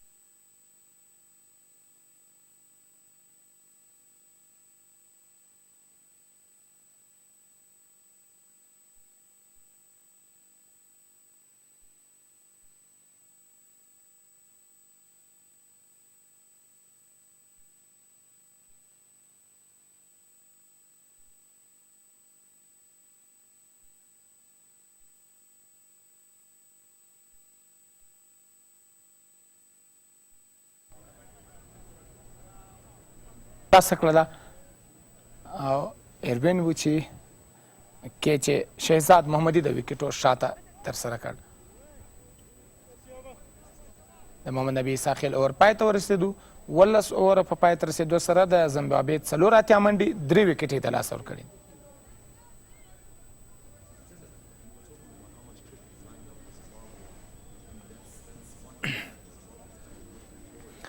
د توپ اچونې دپاره بیا هم راشد خان ارمان راغی Yeah, یوه وکټه راشد ارمان ترلاسه کړې ده، 2 وکټې محمد نبی ساخیل. دا هم تاسو تصویر ګورئ د زیمبابوې لمحال دغه توپ په پیډ باندې ولګېدو. It's just not a series against Scotland, but I think it's a triangular with Netherlands, the Netherlands as well. So it's not at home; it is away. I mean, the qualifiers are going to be in those conditions. So it was important for ډګر ساتنه ده افغان since we haven't been able to play لوبغاړي له لوري څخه. for a while. And as you would know, the wickets would play differently. راشد ارمان You guys have got to get acquainted to that. د برل په وړاندې باندې او بیا هم د ال بي ډبلیو اپیل ګورو چې لوبڅار کومه پرېکړه کوي. لوبڅار دلچسپي ونه ښودله، خو راشد ارمان ډېر باوري و چې اپیل یې وکړ په دغه توپ باندې.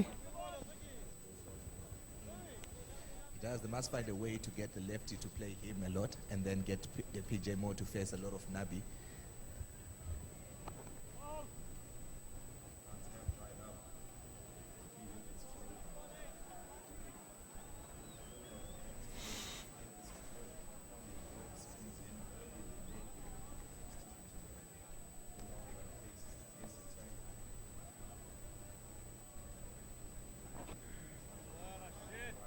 لیګ سټم څخه د باندې توپ او وایټ. یوه بله منډه هم د زیمبابوې په منډو کې اضافه شوه. 4 منډې 3 وکټې د لاسه ورکړي دي. 18 اوور جریان لري. Batsman has to use their feet or use the sweep shot, just to upset him, get him off his natural length, and that's the way to go against all the very good spinners in the world.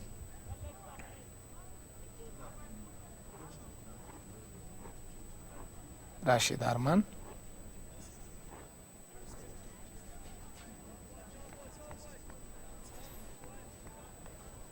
Well, you would have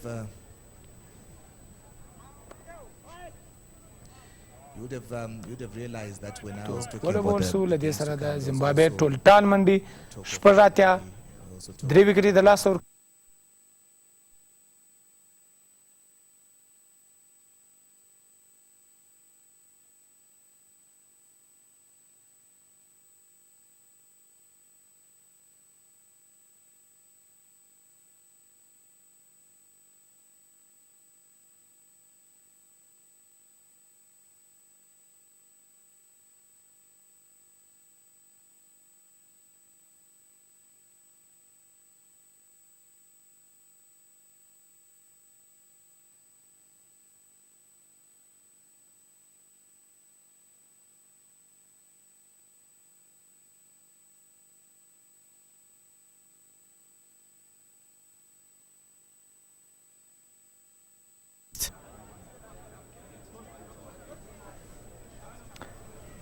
د افغانستان لوبډلې 115 منډې هدف ته او د زیمبابوې لوبډلې ته 18 منډې پکار دي د دغه لوبې د بریا دپاره. محمد نبی ساخیل شین ویلیامز په وړاندې لیفټ یې کړ دغه توپ ته وکټ ساتونکي شهزاد محمدي لاسونو ته.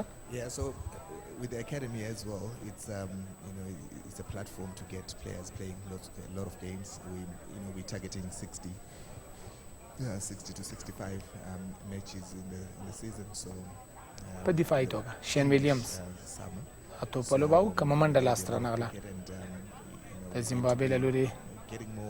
پیټر مور تر دا مهاله پورې په 40 توپونو 32 منډې جوړې کړي. محمد نبی ساخیل له توپ سره احتیاط کوي، په دفاعي توګه یې لوبوي، د کوم د شاټ هڅه نه کوي ځکه منډې لږ پاته دي، اور نه زیات پاته دي، وکټ یې هم په لاس کې لري. نو او بیټسو بیټسمین شین ویلیامز غوښتل چې دغه توپ آن ساید باندې ولوبي د شاټ اڅ وکړه. Good way to offset any bowler. I might be a little bit biased because that was one of my strengths, but yeah, it's good for him to do that.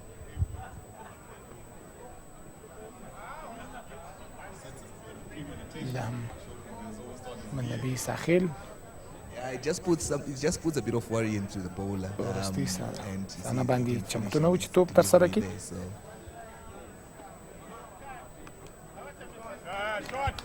یو منډه د پاره توپ په لوب او یو منډه تر لاسه کړه. د دویمه منډه د پاره هم هڅه کوي او دویمه منډه هم دواړو بیټسمنانو تر سره کړه. د دې سره د محمد نبی ساخیل اور هم پای ته ورسېده. 19 اوور په پای ته رسېدو سره ټولټال منډې د زیمبابوې 9 اتیا 3 وکټ.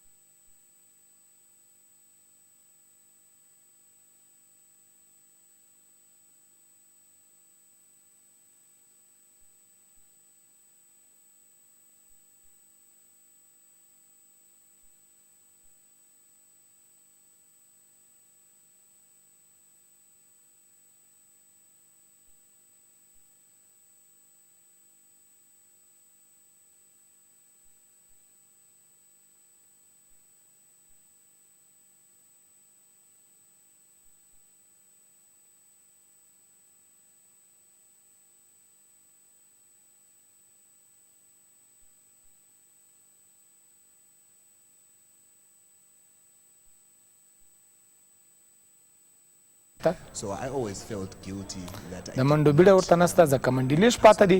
په اساني سره هدف ته ځان رسولی سي. وکټ هم ډیری په لاس کې لري. 7 وکټ لري او اور نه هم زیات پاته دي. توپ بیا هم ولوبول شو ده آف ساید باندې د یوې منډې دپاره. تاسو هم قدرمنو مینوال لیدونکو په 655 باندې اړیکه نیولی سئ. خپل نمونه هم ثبتولی سئ. خپل نظرونه او خپل رای ورکولی سئ. د دغه سیریز په وروستۍ لوبې څخه چې کله لوبې پای ته ورسیږي بیا هم د سلاګ سویپ هڅه او توپ د پولي څخه د باندې د 4 منډو دپاره.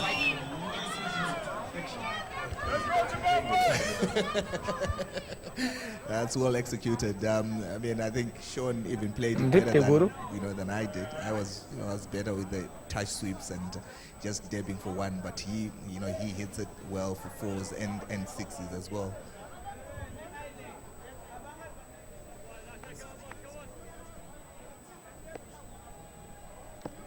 شین ویلیامز بیا هم د سویپ هڅه کوله.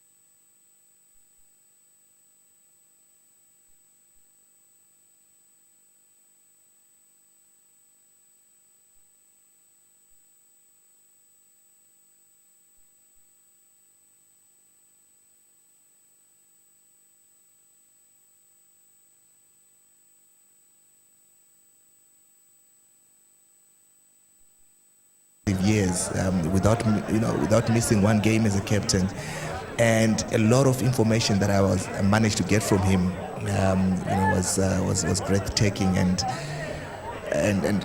there was also the little stint that we had with Dave Alton as the coach in West Indies, and then a lot of information that was passed through by Andrew Flower.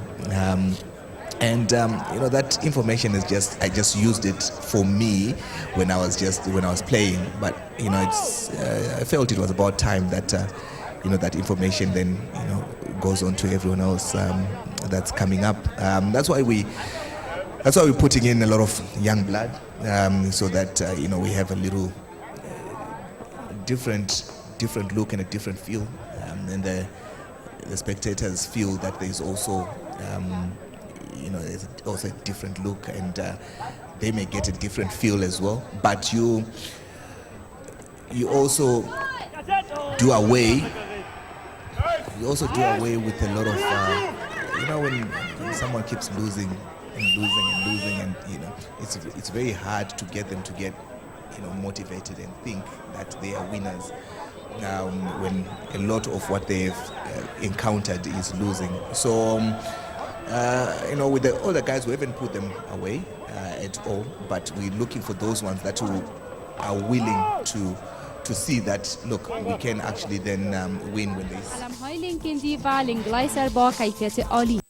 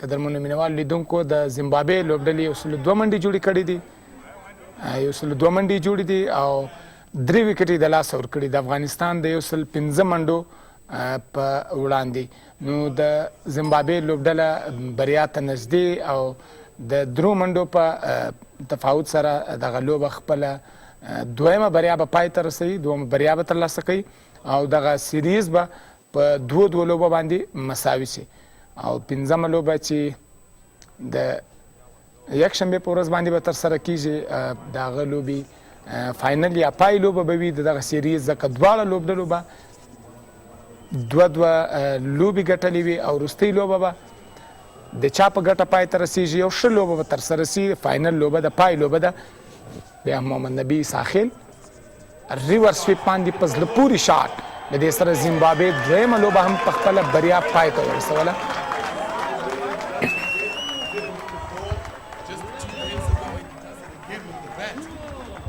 Brilliant. Convincing victory for Zimbabwe. They'll be disappointed د افغانستان په وړاندې د زیمبابوې دویمه بریا افغانستان لومړی 2 لوبې وګټلې او زیمبابوې وروستۍ 2 لوبې وګټلې نو د پای لوبه به ګورو چې د چا په ګټه تمامیږي څوک زیات محنت کوي زیات هڅه کوي تر څو پای لوبه وګټي او دغه سیریز په خپل نوم باندې کړي دا هم وروستی هغه وینینګ شاټ ګورو چې ریورس سویپ یې ترسره کړ شین ویلیامز و چې وروستی د بریا شاټ یې ترسره کړ په څلوریزه باندې او زیمبابوې دغه لوبه په 7 وکټو باندې وګټله افغانستان لوبډلې ته یې ماته ورکړله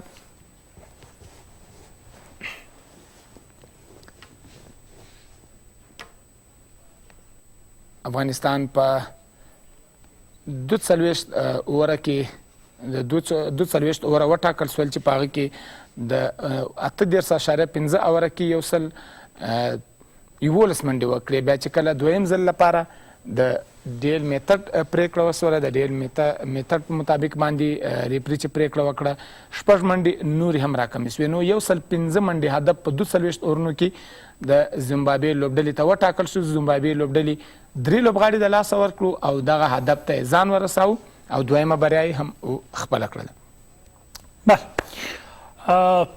سلام مجدد خدمت همه شما دوستان عزیز ارجمند از سوی من مختار لشگری و دومین شکست تیم ملی کرکت افغانستان در دومین دیداری که در 4مین دیدار از رقابت‌های 5 روزه کرکت افغانستان زیمبابوه ODI ما امروز نمایش ناامید کننده ای را ارائه دادیم در برابر تیم ملی کرکت زیمبابوه و حالا همه چیز رسید به دیدار نهایی زمانی که بازی اول و دوم را با پیروزی پشت سر گذاشتیم در این سریز شاید خوشبین ترین هوادار تیم ملی کرکت زیمبابوه فکرش هم نمی‌کرد که با دیدار پنجم دیدار فاینال و دیدار سرنوشت ساز باشه یا بدبین ترین هوادار تیم ملی کرکت افغانستان هم فکر نمی‌کرد که کار پیروزی و یا شکست در تمام سریزمان بر رقابت پنجم بکشه به دلیلی که ما 2 دیدار نخست را فوق‌العاده عالی پشت سر گذاشتیم اما به همان اندازه‌ای که 2 دیدار نخست فوق‌العاده و عالی بود به همان اندازه 2 دیدار سوم و چهارم ناامید کننده و دور از انتظار بود از سوی بازیکنان تیم ملی کرکت افغانستان نمایشی که در درون زمین از خود ارائه دادند هم در لحظه تعیین تارگت و هم حفاظت از تارگتی که خودشان برای تیم ملی کرکت زیمبابوه تعیین کردند هرچندی که پیش بینی میشد بعد از اون تارگت ضعیف و پاکمی که ما برای کشور زیمبابوه گذاشتیم پیش بینی این شکست و تحمیل این شکست از سوی زیمبابوه و ما دور از انتظار هم نبود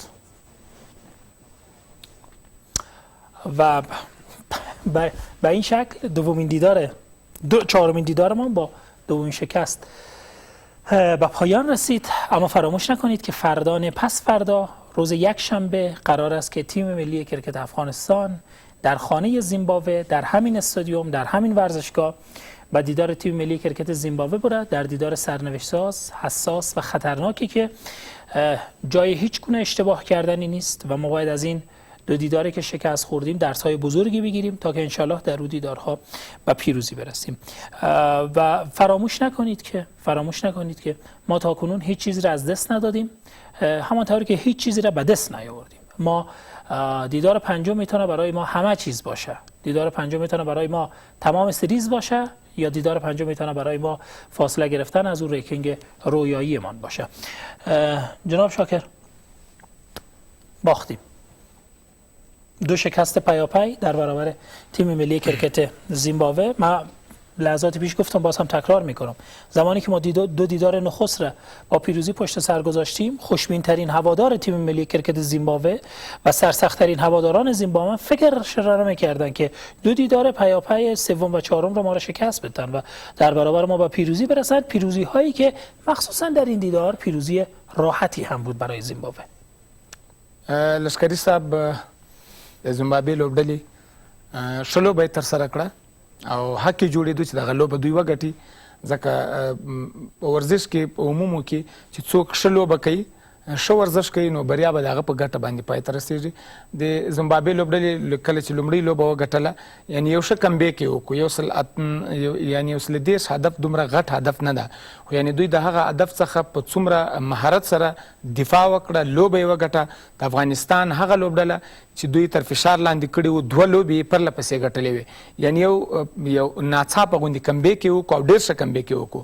او دویمه بریا یې هم په ښه هم یې د توپ اچونې په برخه کې تر افغانستان ښه توپ اچونه وکړه، او هم یې د توپوهنې په برخه کې تر افغانستان ښه توپوهنه وکړه. نو د بریا حق هم د زیمبابوې جوړېدو چې زیمبابوې دغه لوبه ګټلې وه. تصاویر زیمبابوه ما همچنان داریم و معرفی بهترین بازیکن این دیدار را میشنویم با صدای اصلی. Here present today to witness this remarkable comeback from the Zimbabwe team to level the series 2-2. The presentation party here on me today, Mr. Lloyd Mishi, ZC Risk Audit and Complaints Committee, Mr. Paul Mungofa, the chairman of Mashonaland West. It was a difficult day today, I must say, for both teams. There was threats of rain coming down all day today, but fortunately it was not the case. And we saw today a blistering innings from Solomon Mire, who scored 46 of just 50 balls, as well as a remarkable performance from PJ Moore, who also scored 36 to see off the victory for the Zimbabwe team. But with here today, man of the match is Christopher Mpofu, who picked up 3 wickets of 25 of his 7.5 overs. And he received a check of $200 from Medbank, from Lloyd Mishi.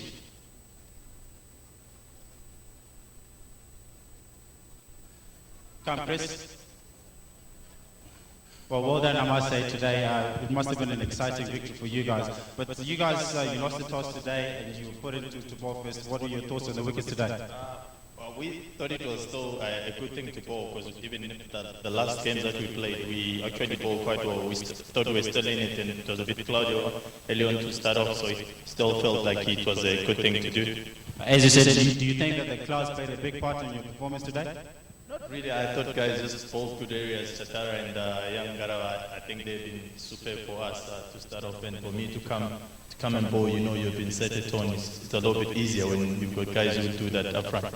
Yeah, well done again, because go and enjoy your victory today. Well done. Good. That was Christopher Mpofu, ladies and gentlemen. And next one, I would like to call upon the losing captain, Oscar. Oscar, commiserations. Unfortunately, you guys couldn't pull it off today to win the series, but you guys won the toss today and elected to bat first. What were your thoughts after having a look at the wicket? Bismillah ar-Rahman ar-Rahim. Yeah, we won the toss because the wicket was good, not too much bad, because that's for first time was good for bowlers. We want to make 180, 190 like that, because the wicket on the end, the ball is coming in double pass and a little bit of drag. That's why we won the toss, elected bat first. Was the condition affecting you guys as a batting unit, or it was just a collapse in the batting lineup? Yeah, once again our collapse our batting line, because that's a big problem. And some of the rain is coming, going back, that's a big problem. Initially, we try our best in the final way, we not repeat it like that. And what's the take-in on the final game that's coming on Sunday? What are your thoughts on that? Inshallah, we try our best to play good and positive cricket. We not repeat like that. Inshallah, we try our best. All the best in the next game, mate. Well done today. Well done. Oscar, the losing captain. And next opponent, I would like to call upon Graham Creamer, the winning captain for Zimbabwe. Graham, what a remarkable comeback from you guys. What was the meeting? What did you guys talk about before this game? You guys are one game down and you knew that you had to win this game to try and level the series. What were your thoughts before coming in this morning? Yeah, we knew the bowling's been good so far. I mean, the seamers have been excellent and spinners have been good also. You know, we just need our batting order to click, and today showed good signs, you know, 70 for no wicket, which was good. And that's just what we want. It's just a solid foundation from the top order, and, you know, hopefully post a good score. After losing the toss, in fact, should I say, had you won the toss, what would you have done first? Yeah, we probably would have batted, but we were a bit unsure. You know, we thought a good toss to lose. You know, and we knew when we were bowling, we knew there would be a bit of moisture there, and if we came hard at them with our seamers, we'd get wickets up front, which is what happened. You must be very delighted with your younger guys coming into play. PJ Moore showed some maturity today in his innings. Much needed innings, should I say, from you guys. As you say, the batting department has been firing as well as you would have liked to. But the bowling in particular, Chris Mpofu, and not only him, yourself, and Solomon Mire, what are your thoughts? What was the thought processes coming into today's game? Yeah, no, on the bowling side, I mean, we stuck to our plans today. We changed some of our plans slightly because we've seen these guys, you know, for a couple of games now. And guys were excellent. I mean, the seamers up front, you know, and just getting those wickets up front makes it a lot easier, you know, as you go on. Yeah. And finally, the game on Sunday, the final game, you guys did a good job to level the series. And what are your thoughts coming into the final? Is there anything different that you guys are going to look to do to come into the final game? Yeah, well, definitely take confidence from the last two games, you know, take that into the final. But, you know, as long as we keep doing the basics right, and, you know, I think it'll be a good final. Well done again, Crims. Remarkable comeback, like I said. I'm pretty sure the fans out there, they're so excited and delighted to see you guys putting it off again today. Well done again. All the best on Sunday. Thanks. Well done. So that's it for us here at the presidential party. We'll see you again on Sunday. So there you have it. Zimbabwe, a remarkable comeback in this one-day international series. They went 2 down after the first 2. And it's been 2 really good performances from them in the 3rd ODI and the 4th ODI to level the series. So it's Sunday, 9:30 a.m. here at Harare Sports Club for the final game in the series. Zimbabwe taking on Afghanistan, and we look forward to seeing you then. Have a good evening. صحبت‌های بهترین بازیکن این دیدار و صحبت‌های بررسی این رقابت را با یکدیگر شنیدیم و دیدیم و اینکه گرداننده که زیمبابوه هم به این موضوع اشاره داشت که روز یکشنبه دیدار سخت و نفسگیری است برای هم تیم ملی کرکت افغانستان و هم تیم ملی کرکت زیمبابوه. ما 2 شکست بد را متحمل شدیم. ببینید زمانی که شما در یک سریز 5 رقابته حضور دارید، دیدار اول و دوم رو فوق‌العاده با نمایش عالی پیروز میشید، سوم و چهارم رو شکست میخورید، از لحاظ روحی روانی تیم از یکدیگر میپاشه و به قول معروف که شیرازه تیم از یکدیگر میپاشه و تمام موضوعات برمیگرده با موضوعات روحی روانی، از موضوعات فنی خارج میشه حساب کار. ما فقط 1 روز وقت داریم و او هم فرداست که هم از لحاظ جسمانی خود را ریکاوری کنیم و هم از لحاظ فکری و هم از لحاظ روانی خود را ریکاوری کنیم، آماده باشیم، همه چیز را فراموش کنیم، 4 دیدار را فراموش کنیم. روز یکشنبه یک دیدار جدید، یک صفحه نو، یک رقابت جدید و یک فاینال تمام عیار قرار است در برابر کشور تیم ملی داشته باشیم که در کشور همان تیم ملی ما مهمان هستیم و در برابر میزبان قرار میگیریم. این یک روی سکه. روی دیگر این است که زیمبابوه هم فراموش نکنید به دلیلی که میزبان هست از تمام نیرو، قوا و از تمام انرژی خود استفاده میکنه، از هر برنامه‌ریزی کرکتی و غیر کرکتی استفاده میکنه تا تیم ملی کرکت افغانستان را شکست بده. پس باید آماده باشیم برای یک مبارزه، برای یک فایت جانانه در روز یکشنبه در برابر تیم ملی کرکت زیمبابوه. و از طرف دیگر من مطمئن هستم که از همین لحظه تا روز یکشنبه که زمان زیادی باقی است، تقریبا 48 بیشتر از 48 ساعت تا شروع مسابقه همان 48 ساعت باقی است، من مطمئن هستم که شما دعا میکنید و آرزوی موفقیت برای تیم ملی کرکت افغانستان. حالا بیشتر از هر زمان دیگری تیم ملیمان با تجربه محمد نبی عیسی خیل، با تجربه اصغر سانگزی، با تجربه بزرگان تیم نیازمند هست تا بازیکنان جوانی مثل راشد آرمان و دیگر بازیکنانی که حضورشان در تیم ملی افغانستان خیلی قدیمی نیست و تاریخ زیادی نداره ریکاوری شوند و آماده شوند برای دیدار روز یکشنبه که دیدار فوق العاده سخت، نفسگیر و احتمالاً میشه گفت که نزدیک به یکدیگر خواهد بود. جناب شاکر، نقطه ضعف اصلی تیم ملی، ما فقط تا ساعت 7 وقت داریم، یعنی حدود 7 دقیقه 8 دقیقه دیگر. نقطه ضعف اصلی تیم ملی کرکت افغانستان رو در کجا می‌بینید؟ ما شکست خوردیم، 2 شکست پیاپی، 2 بازی خیلی عالی با پیروز شدیم. حداقل اگر قرار بود شکست بخوریم، فاصله شکستمون باید کمی نزدیک بود. با فاصله زیادی اما شکست را متحمل میشیم. چی فکر میکنید؟ لشگری صاحب رښتیا هم لومړی لکه تاسو مخکې مې یادونه وکړه چې خامخا اثر کوي، روحي اثر هم کوي په لوبغاړو باندې، روحن هم د دوی په باندې اثر کوي. لومړی لوبه یې وګټله او دویمه لوبه که د نن لوبه وګورو، پیچ هم که وګورو یعنی بانسي و بانس باندې کېدو او بریک باندې کېدو، پیچ هم ښه جوړ سوی و. خو څومره ګټه چې د زیمبابوې لوبغاړو ځینې واخیستله، د افغانستان لوبغاړو هماغسې ګټه نه کړه پورته. د توپوهنې په برخه کې یعنې کومې تېروتنې نن سوي دي، یعنې څومره چې دغه سینیره لوبغاړو ته پکار و چې په ذمهواري سره بیټینګ وکړي، اصغر ستانکزی، محمد نبي، ساخیل، سمیع الله شینواری، همدغسې دغه نور سینیره لوبغاړو ته پکار و چې دوی په ذمهواري سره بیټینګ کړی وی، خو دوی هماغسې په ذمهواري سره توپوهنه ونه کړه. هغه د دې سبب شوله چې دوی یو کم هدف پورته ورکو. او په دویم ځل که د دوی په بیټینګ کې وګورو، افغانستان په لومړي سر کې 2 فاست بالران راوستل او 2 فاست بالران هغسې توپ اچونه یې ونه کړه لکه څرنګه چې د زیمبابوې فاست بالرانو توپ اچونه وکړله. نو که بیا هم که چېرته په لومړي سر کې رو توپ اچوونکي راوستل سوي وي، امکان دی وجود لکه څرنګه چې 3 وکټې وروستۍ محمد نبي او راشد واخیستې، که په لومړي سر کې دغه 3 وکټې د زیمبابوې تللی وی، نو لوبه به یو بل پړاو ته داخله شوی وی. بسیار عالی، تشکر جناب شاکر که امروز هم زحمت کامنتری این دیدار را کشیدید.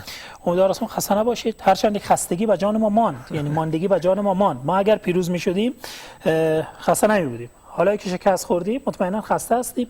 ما هم نیاز به ریکاوری داریم، ریکاوری ذهنی و ریکاوری لشگری صاحب ملي لوبډله ده، موږ به تل د ملي لوبډلې تر شا ولاړ یو، که دوی لوبې بایلي او که یې ګټي، په تېروتنو باندې به اصلاح کوو به یې تېروتنې او نیمګړتیاوې، خو د لوبډلې روحن به دوی ته تر فشار نه لاندې کوو او خپله لوبډلې به هر وخت ملاتړ کوو، ځکه د افغانستان لوبډله ده، د افغانستان ملي لوبډله ده، نو ملاتړ یې په هر وخت کوو، که بایلي هم موږ دوی ملاتړ یو، که ګټي هم.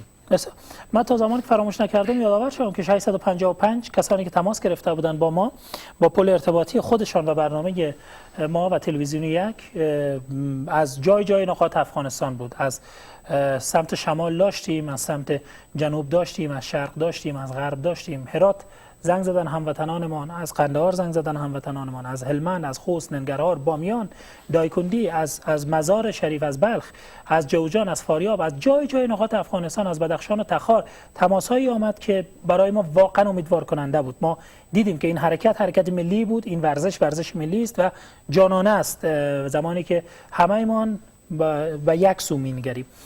و شما میتونید از طریق 655 همچنان با ما باشید. این لاین برایتان باز هست تا روز یکشنبه که مجددا باز ما در خدمتتان خواهیم بود. پیراهن امضا شده تیم ملی کرکت افغانستان هم در انتظار شما دوستان عزیز هست که روز پایانی یعنی روز یکشنبه به قید قرعه به یکی از هموطنان عزیزمان هدیه داده خواهد شد با امضای بازیکنان تیم ملی. جناب شاکر بحثی است در پایان؟ نور نو په لوبه کې څه نه دي پاتې نو. بسیار بیایید که شکست را فراموش کنیم، آماده میشیم سر از همین لحظه‌ای که برنامه ما به پایان میرسه آبی سرد باشید و آماده شویم برای روز یکشنبه که دیدار است با تیم ملی کرکت زیمبابوه. فاینال را از تلویزیون 1 ان شاء الله که تماشا کنید و فراموش نکنید. خدا نگهدار.